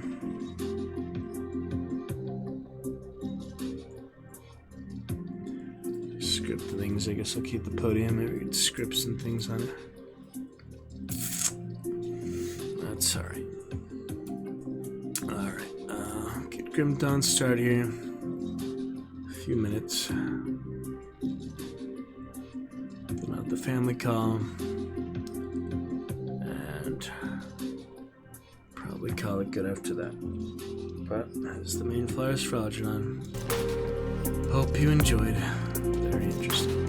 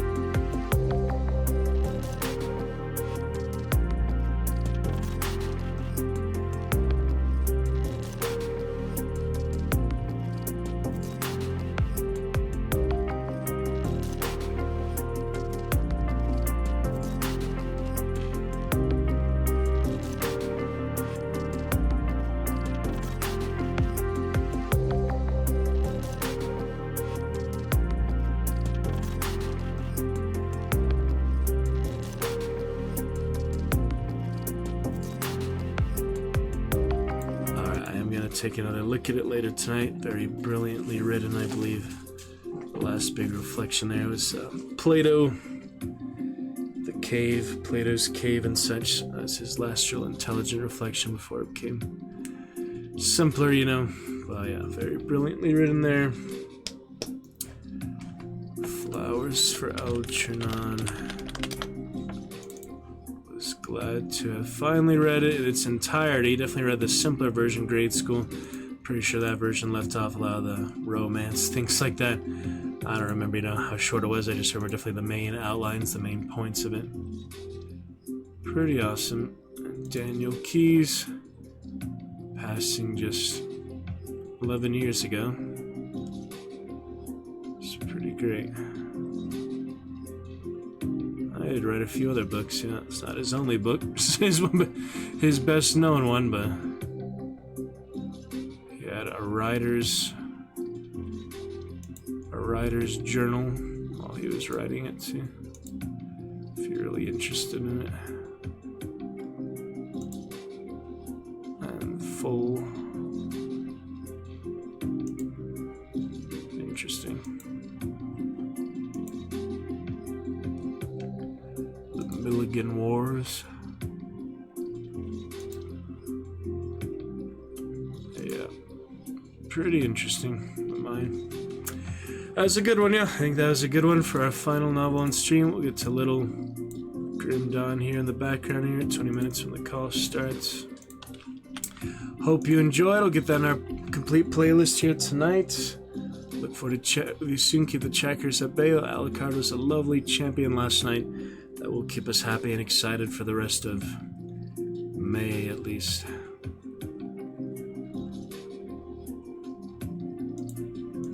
That'll be good. Little Grim Dawn for now.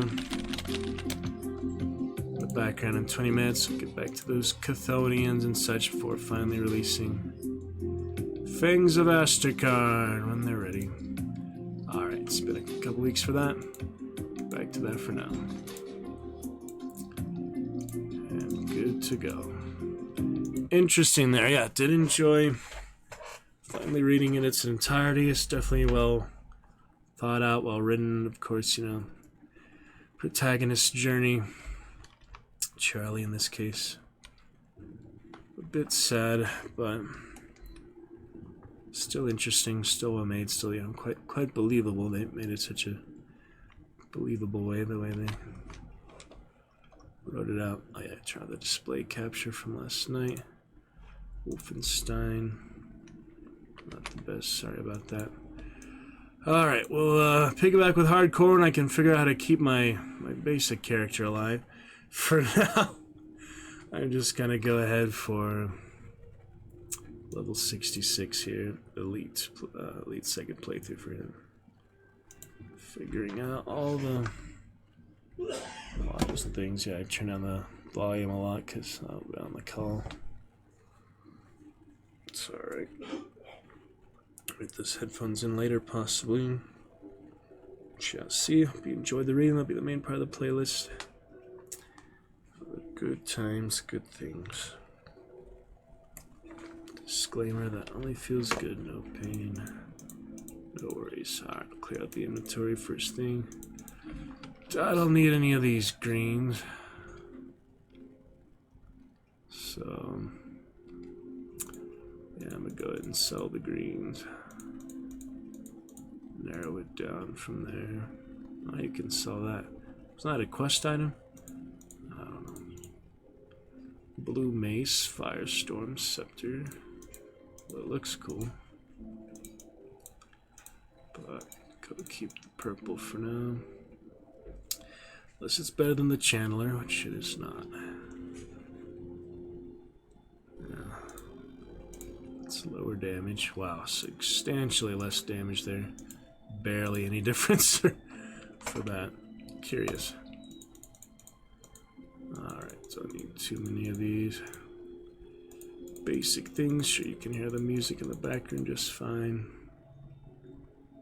Yeah, be great. Baldyr's Mantle, oh yeah, that is a set, so make sure I don't have that already. In the stash. Stashy stash. Bella's will, not needed. Need some of that. Desert stings. Good, but I'd rather not. I have so many things. Skill things, we could be able to change that for the next expansion, but a lot of skills that are not applicable to my character. There's chivalry type of weapons. It's good stuff. Play more of it here soon. Blueprints. Not sure what to do with that. Sell it or keep it. I feel like that is a side quest to get those notes. Legendary ring. Fire lance. Yeah, let me see the quest here. Codex. Where's that codex?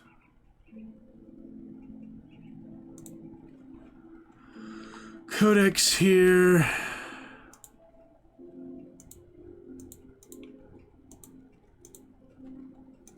Royal jelly, slay the old scars and the legacy. Huh. I guess not. But I just remember this being part of a quest. Wait, what happened to it?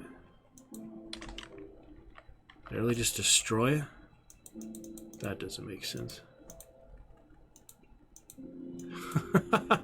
He usually asks for confirmation to destroy it. That's weird. Oh well. Corruptor's Mask. Another one I don't have before. Some interesting things. Marauder's Judgment. Another set. There's so many sets. And Mark of the False Gods. That's really for occultists, I think. It's good metal for occultists. Sure I can find one just as good. If not better if I ever get this far on non-hardcore occultists. For now I'm on Reaper. That is fine. Level 75 ring. Depraved. Doom bolts. Probably not too necessary for that either. Yeah, I'm working on the Necromancer tree now. Get those summons up in a moment. Mainly Nightblade though, Reaper. I have other Necromancers too. He should be a good one as well. Alright, we go for components. Activate my Will of the Wisp. Not the tonic by accident. And I guess I'll try to store these. Nice if you could tell you had them already a little more easily, but in case you just have to organize things, that will help that. But you buy extra tabs, that helps. Alright, helmet's there, looking good. Chest armor and shields there. Yeah, I should just keep things in their own area, that'll make things easier. For sure. I had other advice, other builds and things, but shouldn't be too bad for now. Legendary pistols down here. Won't be using them on him, but yeah, dual wielder, that should be pretty good. And almost 3 million iron bits. Should be just about good for now. Keep collecting these things so I find what to do with it. Oh yeah, this was Fang of the Bone Hunter, was from that other swamp area, the Foggy Bank. East Marsh, yeah, that was from East Marsh. Since it's a quest item, I'm not sure how you can use it. Yeah, it's weird it doesn't ask you for confirmation destroying that old page, so maybe just extra something after the quest. Black Knight, good for now. The weapons, yeah, I should probably augment that one. Same for the other magic augment. Make the weapon a little better, but I don't have Avenging Shield, I have Blade Burst. I don't think I have I do have Illumin, that's Knight, Necromancer. Alright, we'll get to a good 15 minutes for the call and pick it up where we left off here. Try that good flowers for Algernon. Do hope you enjoyed. Good chin pulling tonight. So wonderful. Yep, here at the 2-hour mark. Pick it up from Twin Falls, Broken Hills, one of those. Figure out where we're going.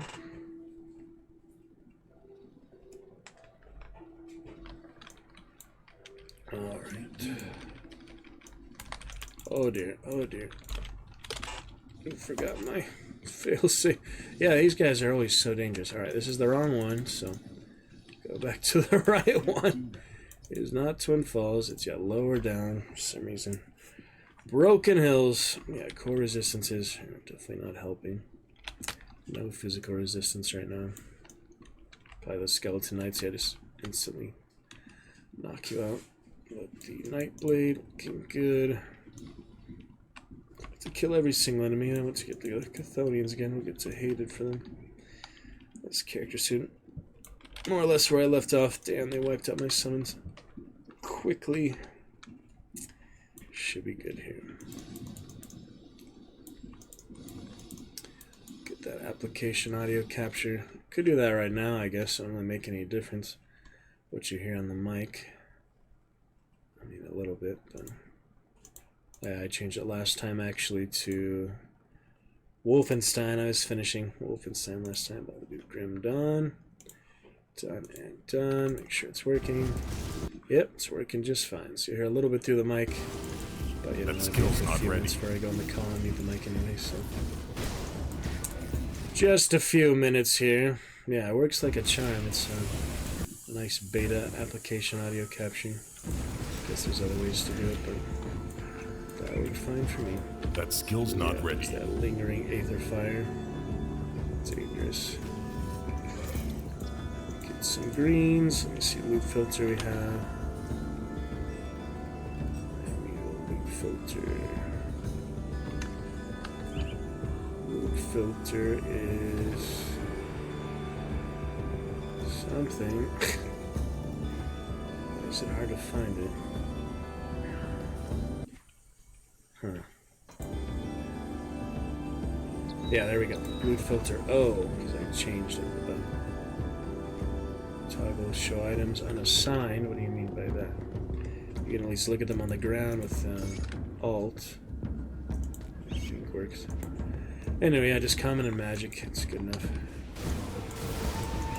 Some extra skills. Yeah, this new Ravenous Earth. Gotta get used to using that more often. There's a lot of things for MTs right now. I'll have even more for the Necromancer. Pretty soon we'll have that Mark for Death or so. I don't even have Bone Harvest on right now.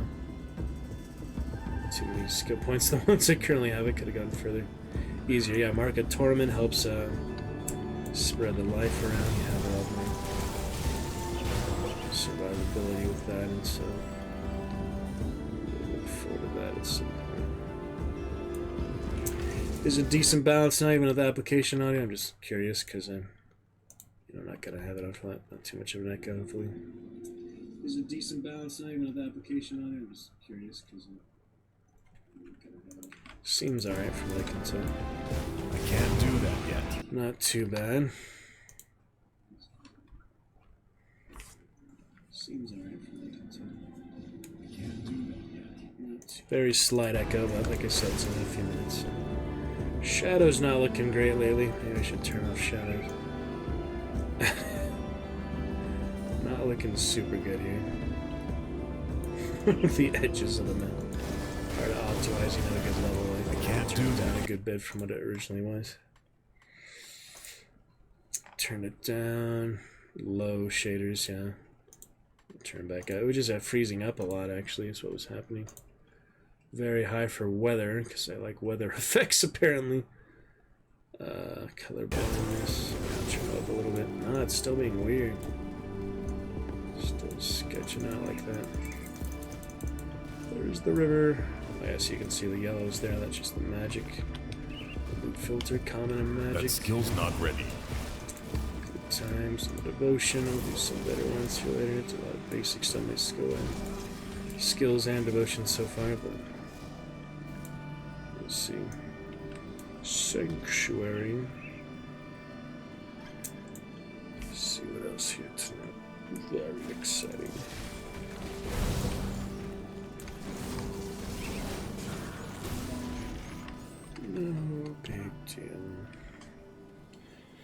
Open good fun application audios working just fine, so we'll be good. Come back to that desktop audio in a little while here. Probably do a separate audio for all the different stream elements, but since I have a lot. Imbued silver. Can maybe make that from the blacksmith. I don't think I've seen much of that. A lot of unique things. Let me check the blacksmith real quick just in case. We might have to find it or upgrade it somewhere else. I don't really know enough about that stuff to be confident in my knowledge. Wisdom of the Grim Dawn universe. Yeah, summon not lost in all. Do you have any imbued silver here? That'd probably be in... What was a component, so... Yeah. One of these. There we go, 73 of them! That was easy, all you need is plating and emerald. Well, there you have it. This is good for... Yeah, I could probably make a lot of these ones, actually. That I don't have used right now. Gives bonus to pets. Oh, you can use it on the weapon, too. Maybe I should put on the weapon for now. Bonus to pets. Void ward. Shield yourself from the chaotic void. Yeah, maybe I do want to try one, just because I'm not going to have this weapon for long. Just to try it for a while. Why not? It's cheap to make. I can make freaking 70 of them. Go on now. So I'll put one on the mace here. That should automatically, automatically apply the void ward. Interesting. New components I haven't even bothered to use before. Like how the guy said, he had like thousands of hours in the game. You're just scratching the surface of like loadouts and items and things. And that's the main thing these type of ARPGs is the items, the loadouts. You don't really do much environmental things. You know, it's all just your character, your build. Level 67 there. Very nice. I'll just keep building up cutting. I might reset that at some point. Cutting makes the most sense for him. Alright, Obsidian Cuirass. I got my... That skill's not ready. Devotion point from that? Let me see. Probably, right? Well, like 2 skill points now that I'm past level 50. Only get the 2, yeah. It takes a while. Nightblade good for now. Can I keep adding to it? No, it's max. So, Necromancer we go. Decided not to do Bone Harvest for now, even though I have a free slot, but I know I'm going to fill it up with other stuff anyway. Just a little bit of extra damage, it's not like substantially different. And Devotion Point, I got 2 Devotion Points. Alright, so finish with all these so far. Well, if you do the entire constellation, you get the bonus, right? So, I feel like I really might as well finish it. You can always reset that later, too. If I don't finish it, I don't get the bonus, so I better complete all the constellations I have on the way before I start doing new ones. Let's see. So in Shakaru too, yeah, we're gonna stop any time here. Keep that good application out there for you. Hope you enjoyed Flowers for Algernon on the main adventure tonight. Watch your back. Elsa.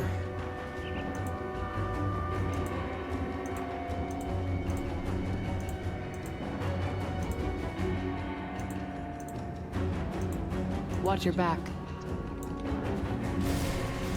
Shoot.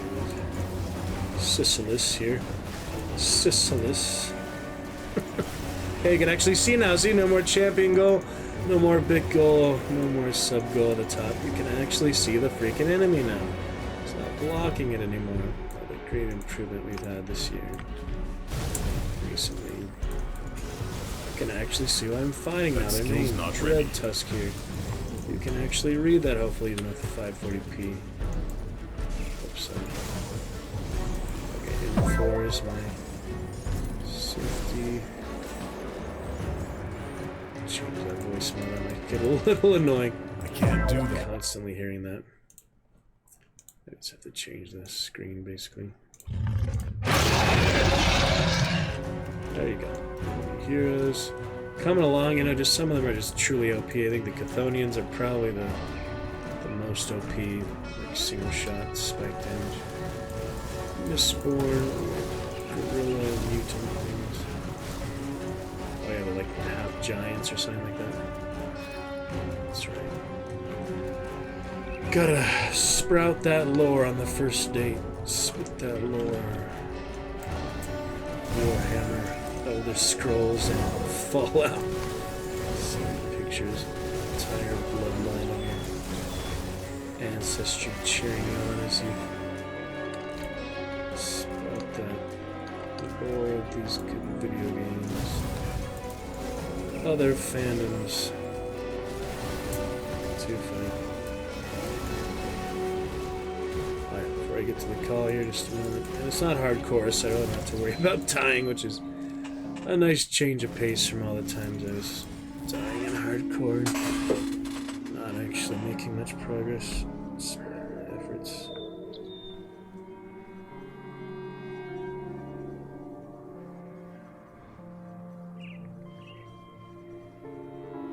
Pretty interesting.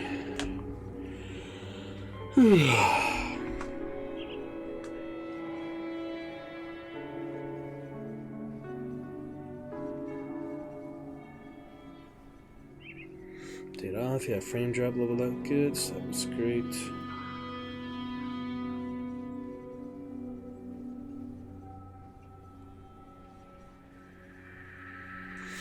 We shall see. Alright, till I return from the call, hope you enjoy a little bit of this in the background. Flowers for Algernon, the main one. Can chat with you a little bit during the call, but mainly look forward to afterwards. See you then. I just open application audio will set us straight. It works well. That skill's not ready. Yeah, it works pretty good. Alright, see you shortly. Shall return. A little bit of this in the background. See you soon.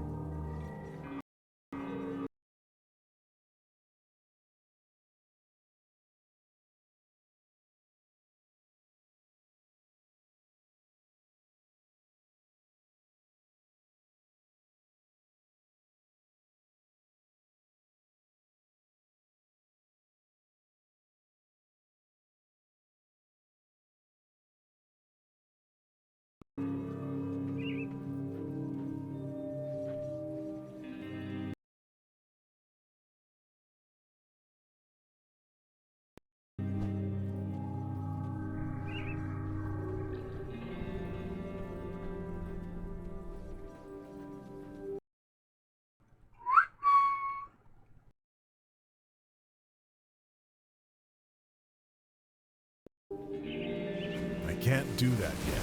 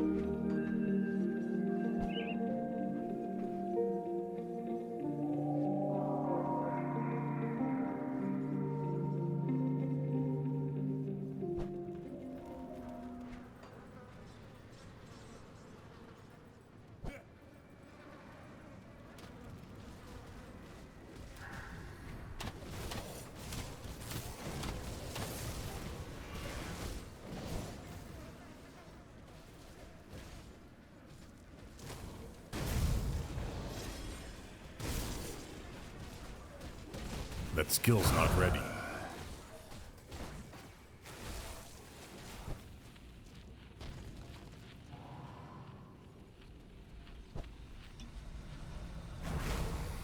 That skill's not ready.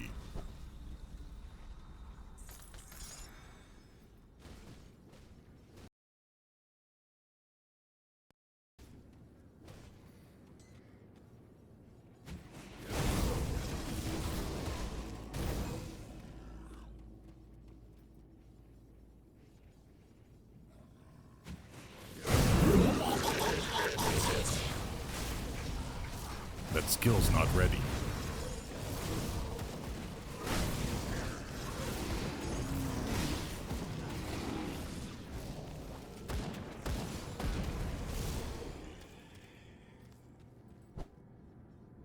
I can't do that yet.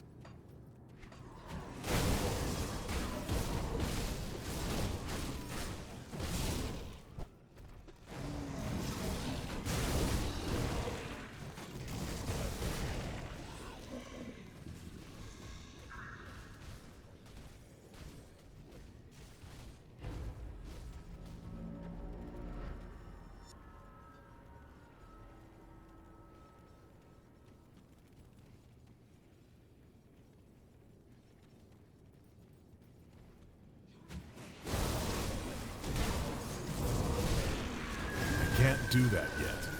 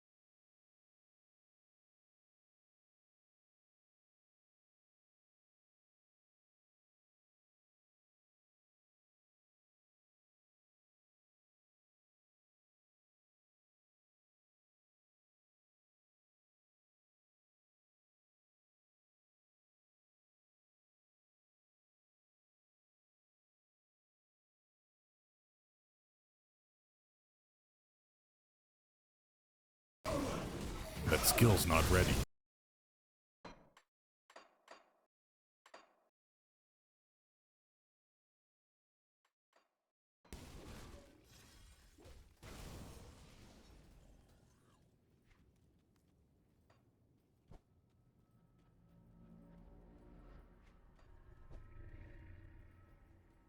I can't do that yet.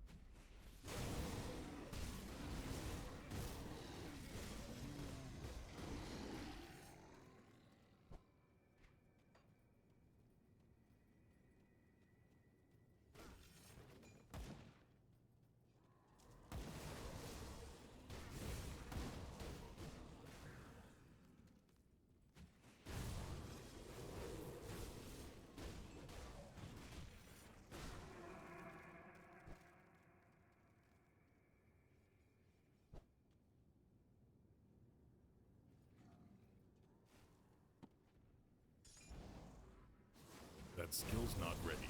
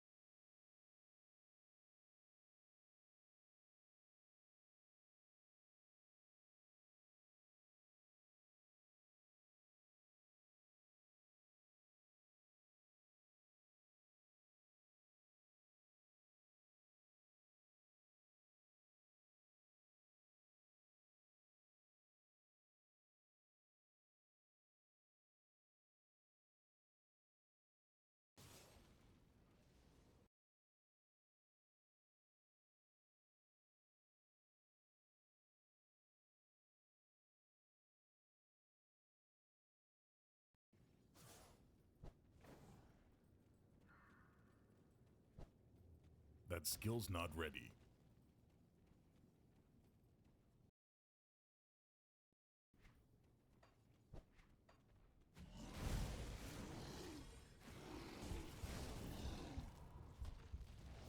That skill's not ready.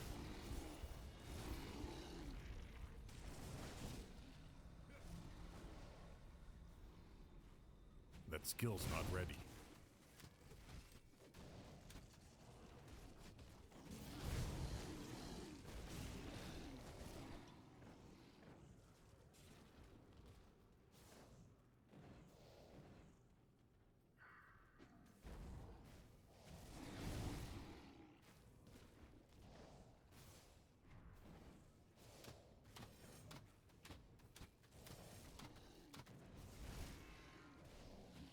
I can't do that yet.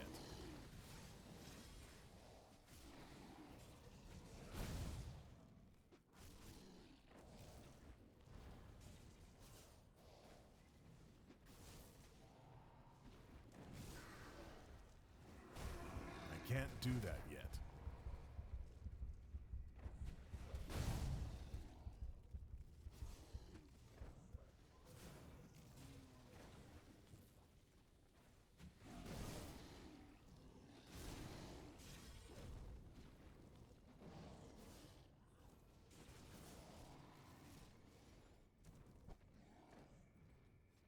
That skill's not ready.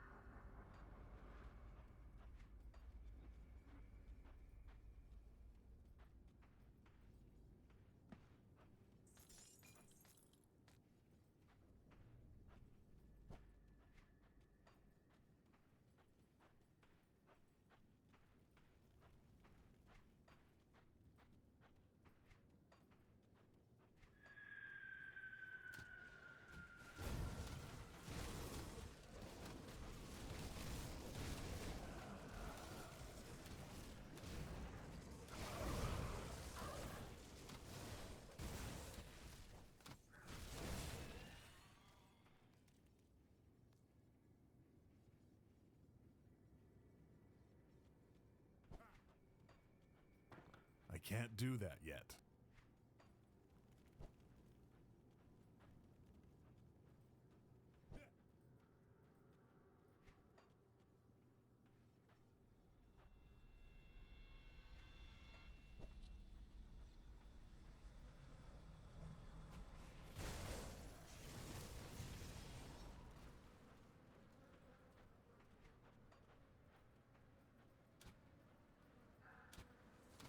I can't do that yet.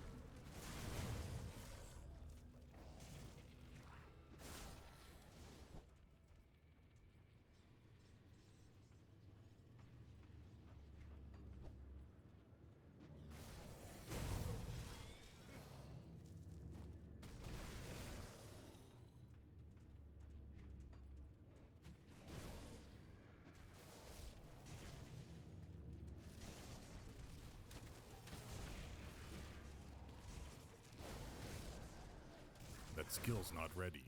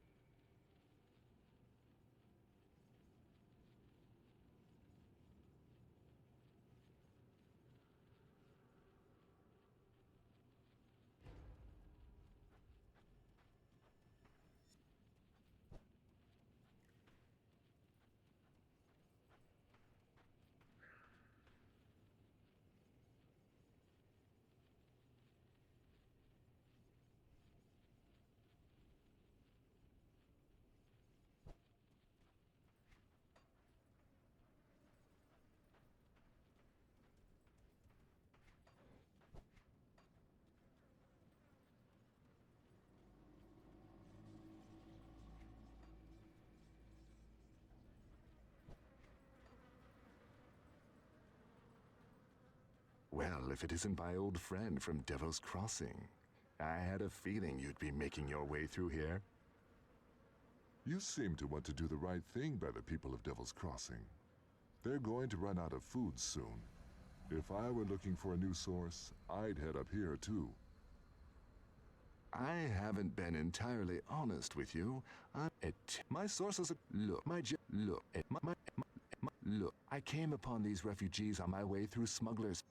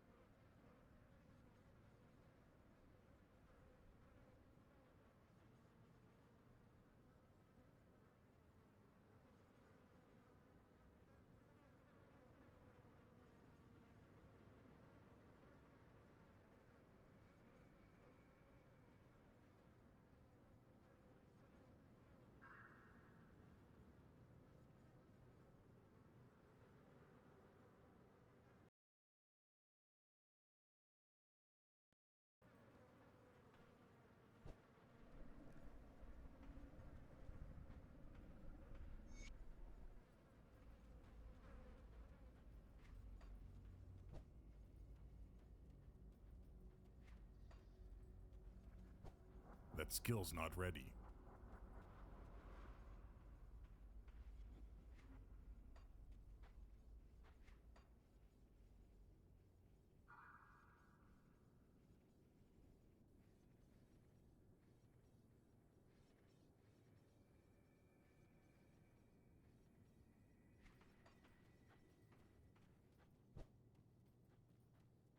That skill's not ready.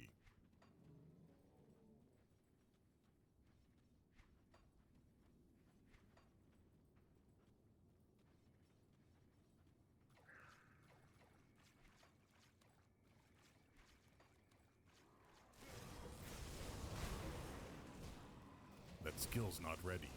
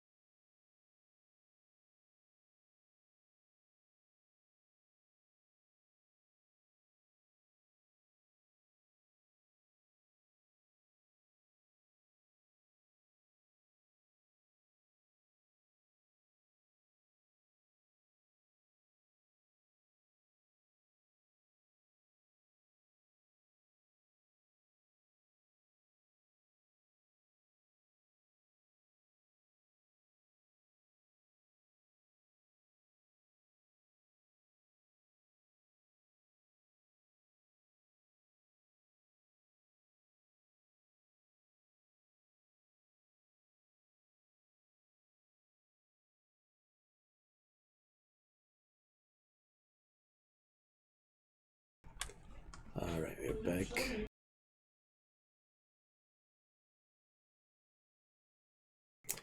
We will be back here a little while. Let's see, my application audio working great. Can mute that.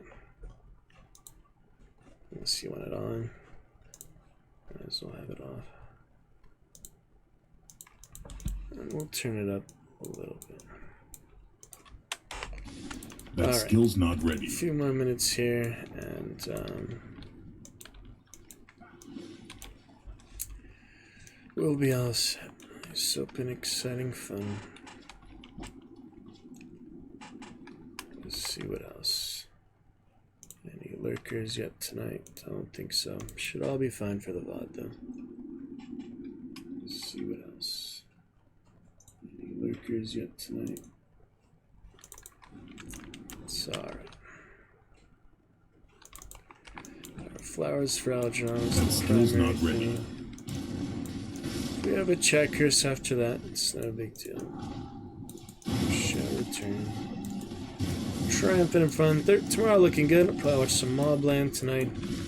Back to work this weekend. Should be fine. I can't do that yet. Besides, some of the coworkers drive me crazy, but that's normal, right? It happens. So been exciting fun.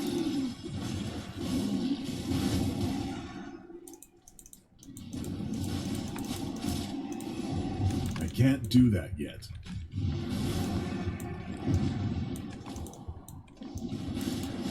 Application audio muted, fine.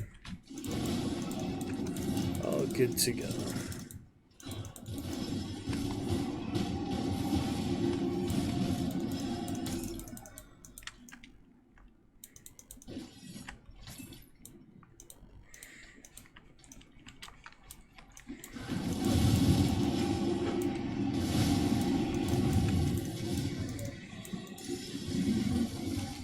That skill's not ready. It would be so lovely. All good here. The Star novel. Very exciting times. Considering getting that Starlink, I don't know. Maybe. Play multiplayer games on stream, higher quality. Considering it. But the other one I saw on Facebook today recommending it, turns out he's real. Jerk, jackass, disrespectful bastard. That I used to know. That skill's not ready. Around, so I wouldn't trust him for most things. It's alright.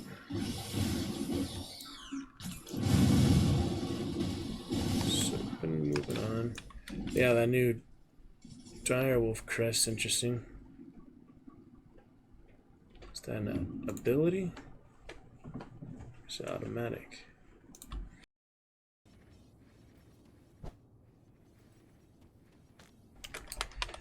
Automatic or 12% chance to be used. There we go. Totally fine. 12% chance to be used.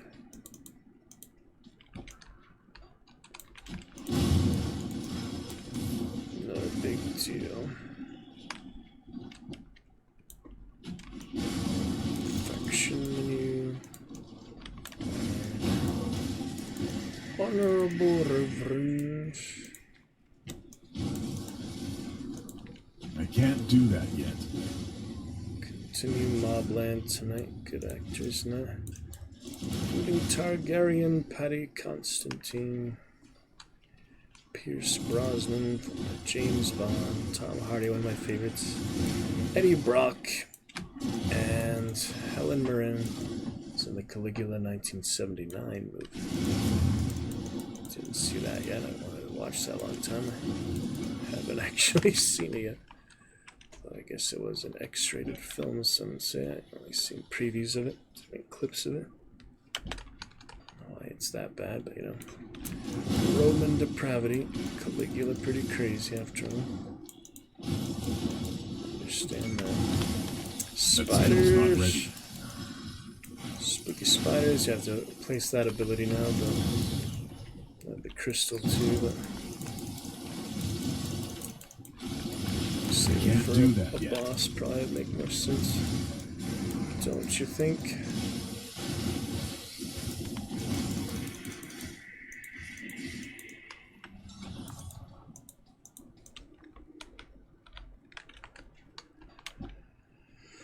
Holy.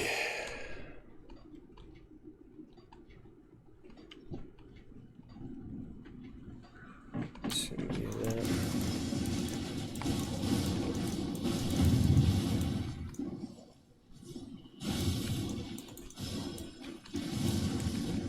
Those worms, you can see their name at least. Ground Splitter. I can't do that yet. Tarot Cricks.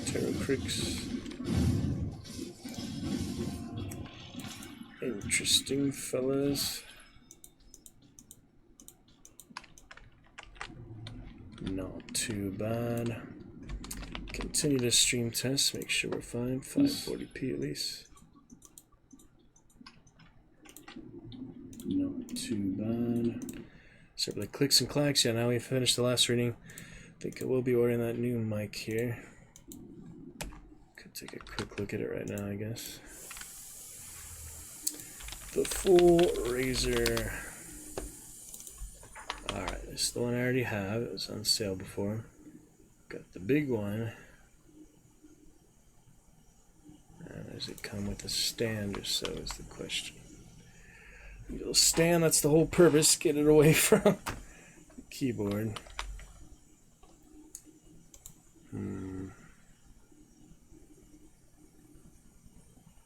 Best Buy, huh?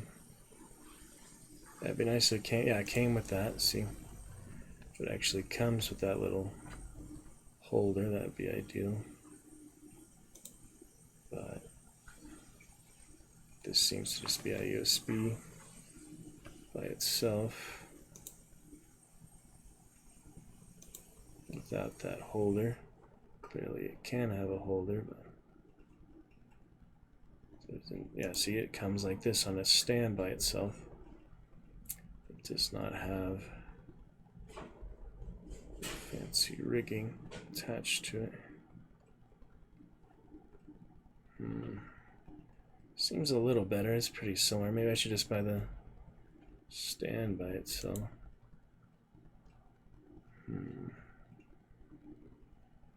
Where do I get that?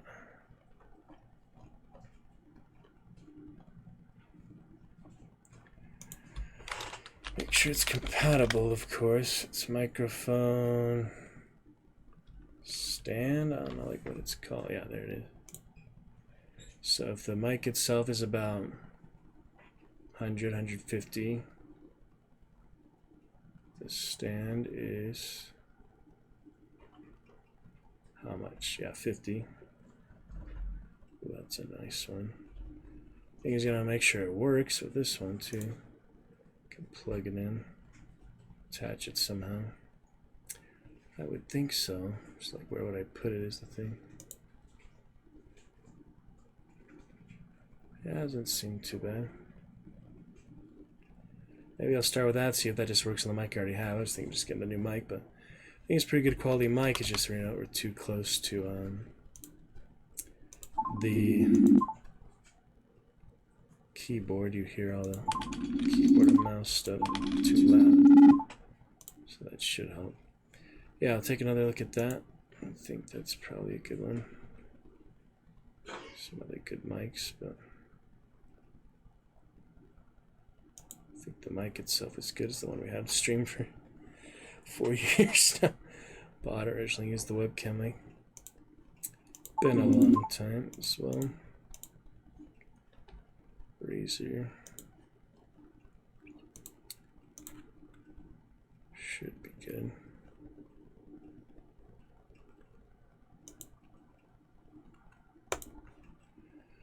Upgrade. Yeah, so take a look at that. Maybe just get a second opinion. Should be wonderful. Very wonderful. Is that devotion up there? It was. So, Vulture Wings, is this finished? There's that 10 chaos bonus. Very nice. Cannot press Q for leap.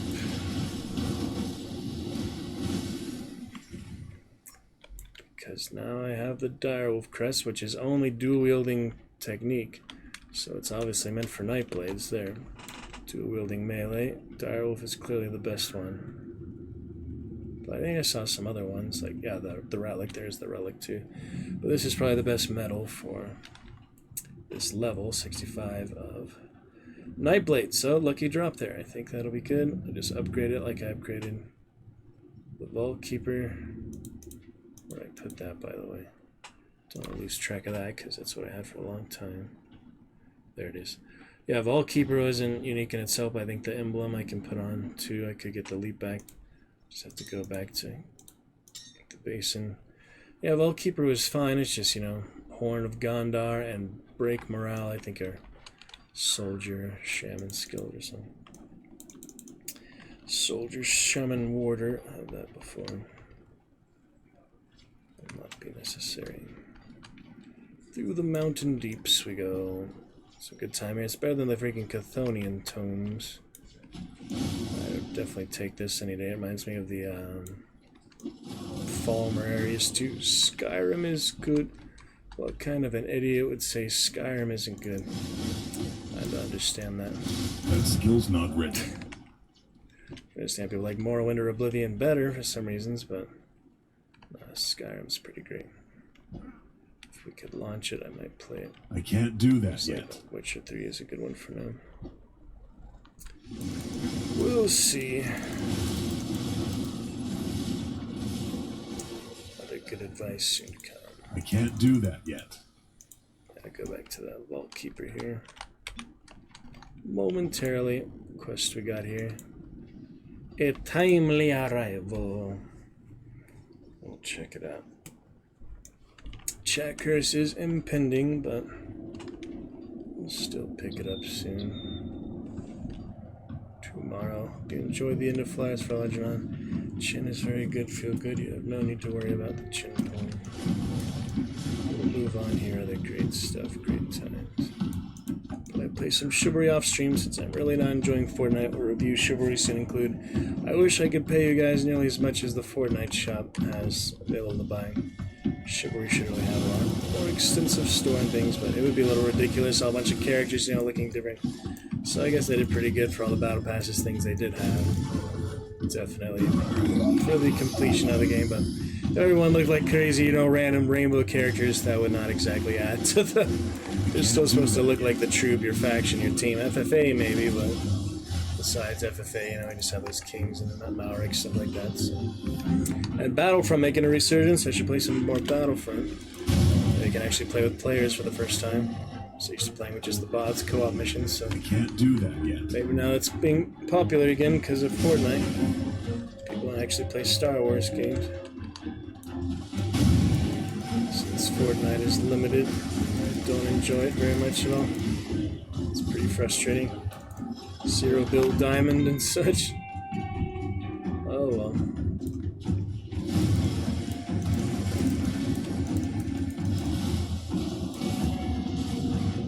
Moving on, try some customs out later. There's some good custom games. To be sure, just too high ping though, considering Starlink. But we'll see.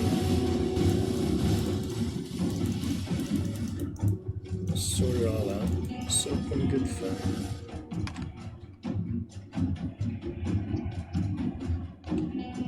Big crits. That skill's not ready. I might try, I might be able to open the rift during the blade shield, blade barrier. Yeah. Desecrator. Get this next waypoint, didn't I just get one here? Yeah. Dead Man's Gulch. That was right there, right? Should show the portal on the map too, I feel like. I don't know. Let me just get to Homestead or wherever I'm going at this point. Remember the freaking codex. 0 now. Barnabas Homestead. There it is. That skill's not ready. We made it to Homestead. There we go. Oh, and there he is, emissary. Speaking of, yeah, I'm gonna go there for Vaultkeeper's Mark, but I think you might need reputation or something. I might as well just go there. I mean, he's just gonna sit there otherwise. Not ready. Might as well open the portal so I can get that. Oh damn, this is a tough one. That's a rare boss, legendary boss. Can't do that yet. Take care of him real quick. Then we'll be set, totally set. Make sure you can at least understand most of my words here. Should be good. Definitely. Take care of him real quick. I think we're fine. That skill's not ready. Fine on our end. Good fun out of card last night. The voice might be available next time. Alright, let's head on over. I cannot speak of such things in this place. Here we go. Portals open, emissary done for the entire elite playthrough. Let's get that leaping mantis again for the dire wolf sigil instead of the Vaultkeeper's Mark. Fancy medals. Dire wolf crest. I'd rather have a dragon crest. What we get? That skill's not ready. Dire wolves really spot back DNA. They haven't brought dragons back yet. So, Dinosaurs. you have come. You, the three, go to the center. Let's see if I can buy from Bismail right away. I might need to do that initial challenge first. I believe it's just the Bismail area here. If I can imbue it here, that would be nice. Witch gods. Yeah, it's one of these vendors, I think. A real test of your skills, then. So we're just supposed to talk to them all, have this extra dialogue before we even talk to the emissary The at Raven spoke of your arrival. the entrance there. I could join someone else this time, that's true. But of course it'd be nice to get to Revere on Bismail. Hey there, traveler. Yeah, I guess you can buy it until...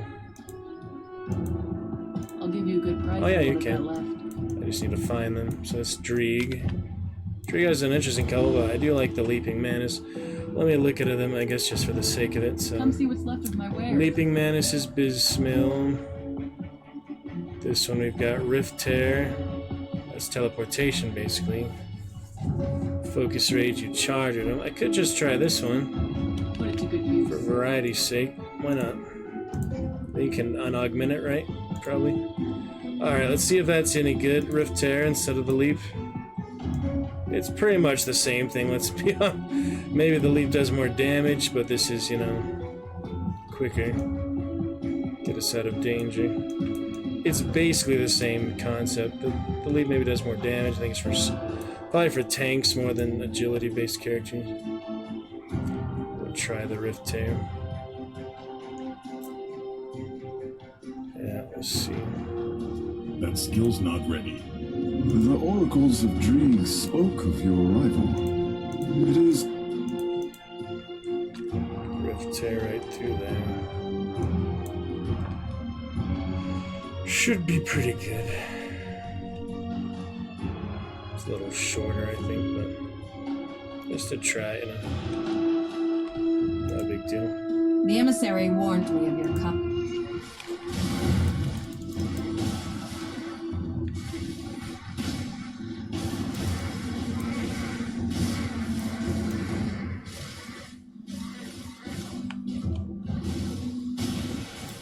Great.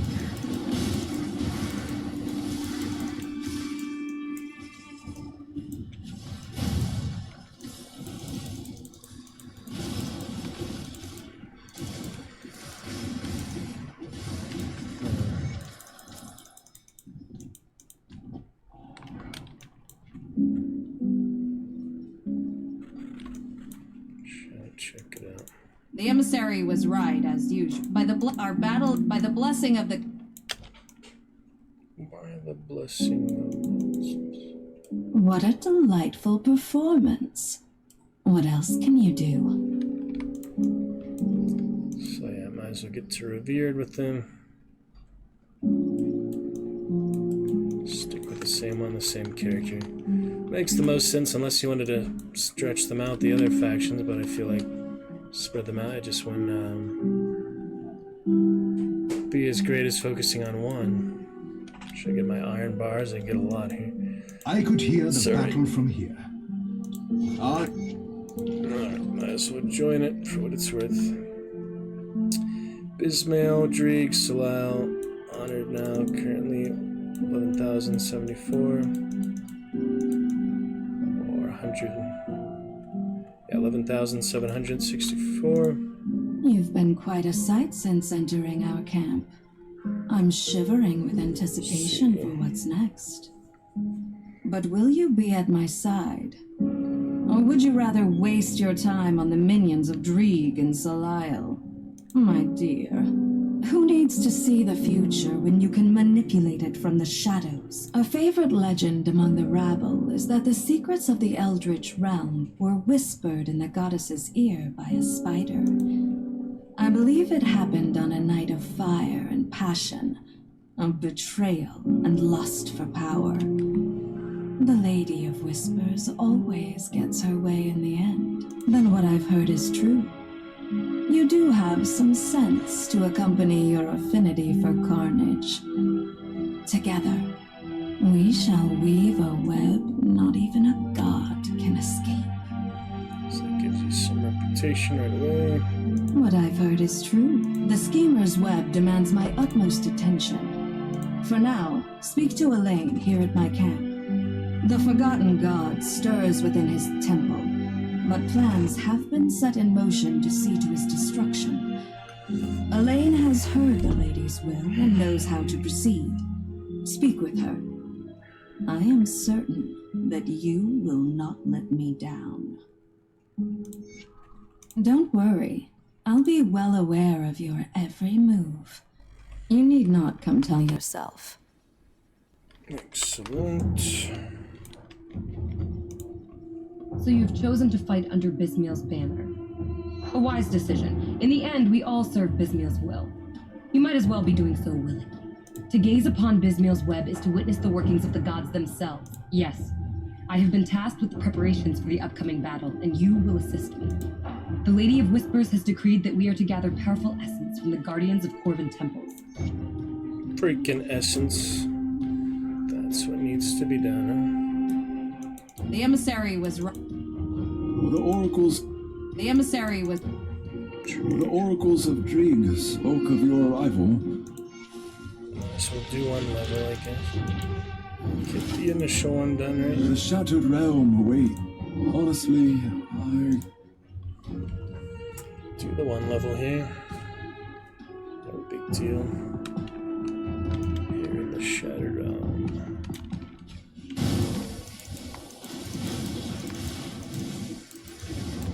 I can't do that yet. Yeah, that's a little tough. All these things. A lot of things. Mix of things like the riffs. It really is the same as Diablo riffs. Pretty much.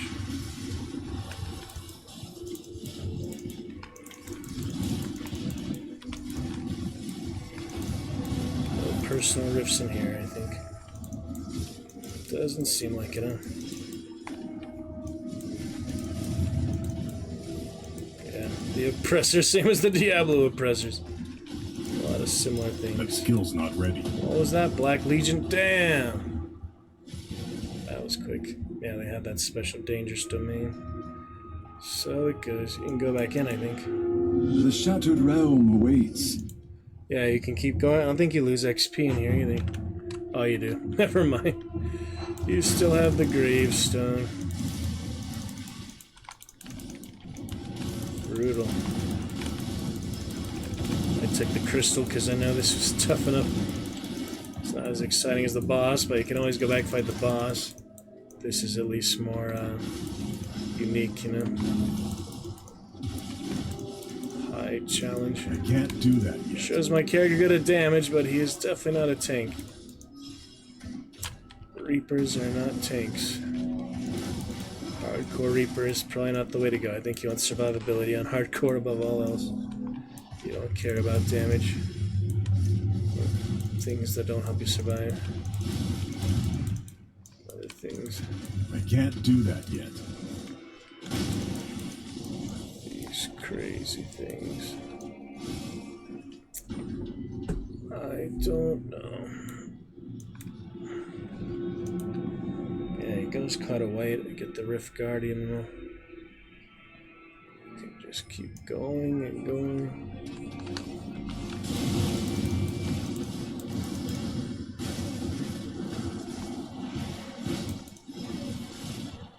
The clock keeps going if you die.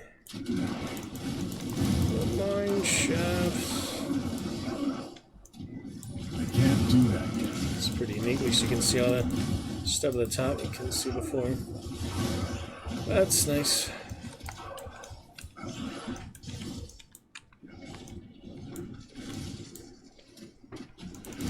Pretty nice.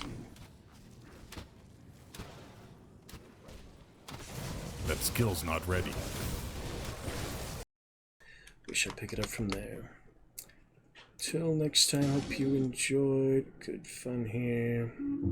Flowers for Algernon mainly. Going to go help where I can. I will see you tomorrow. It will be lovely. Till then, eyes open. Great fun ahead. See you in a bit. Pick it up from there. And we'll be very good times. Play some hunts, some chivalry off stream, watch some Mobland, stuff like that. See you tomorrow. Good night. Hope you enjoyed reading. Get the playlist up tonight. Share it around. Hopefully, some YouTube comments and interactions and fun times. Get Alucard for last night. Catch you tomorrow. Get those VODs up too. Very lovely. See you then.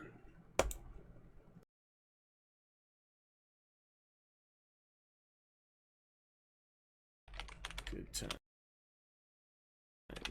Play some hunts, some chivalry off stream, watch some Mobland, stuff like that. See you tomorrow. Good night. Hope you enjoyed reading. Get the playlist up tonight. Share it around. Hopefully, some YouTube comments and interactions and fun times. Get Alucard for last night. Catch you tomorrow. Get those VODs up too.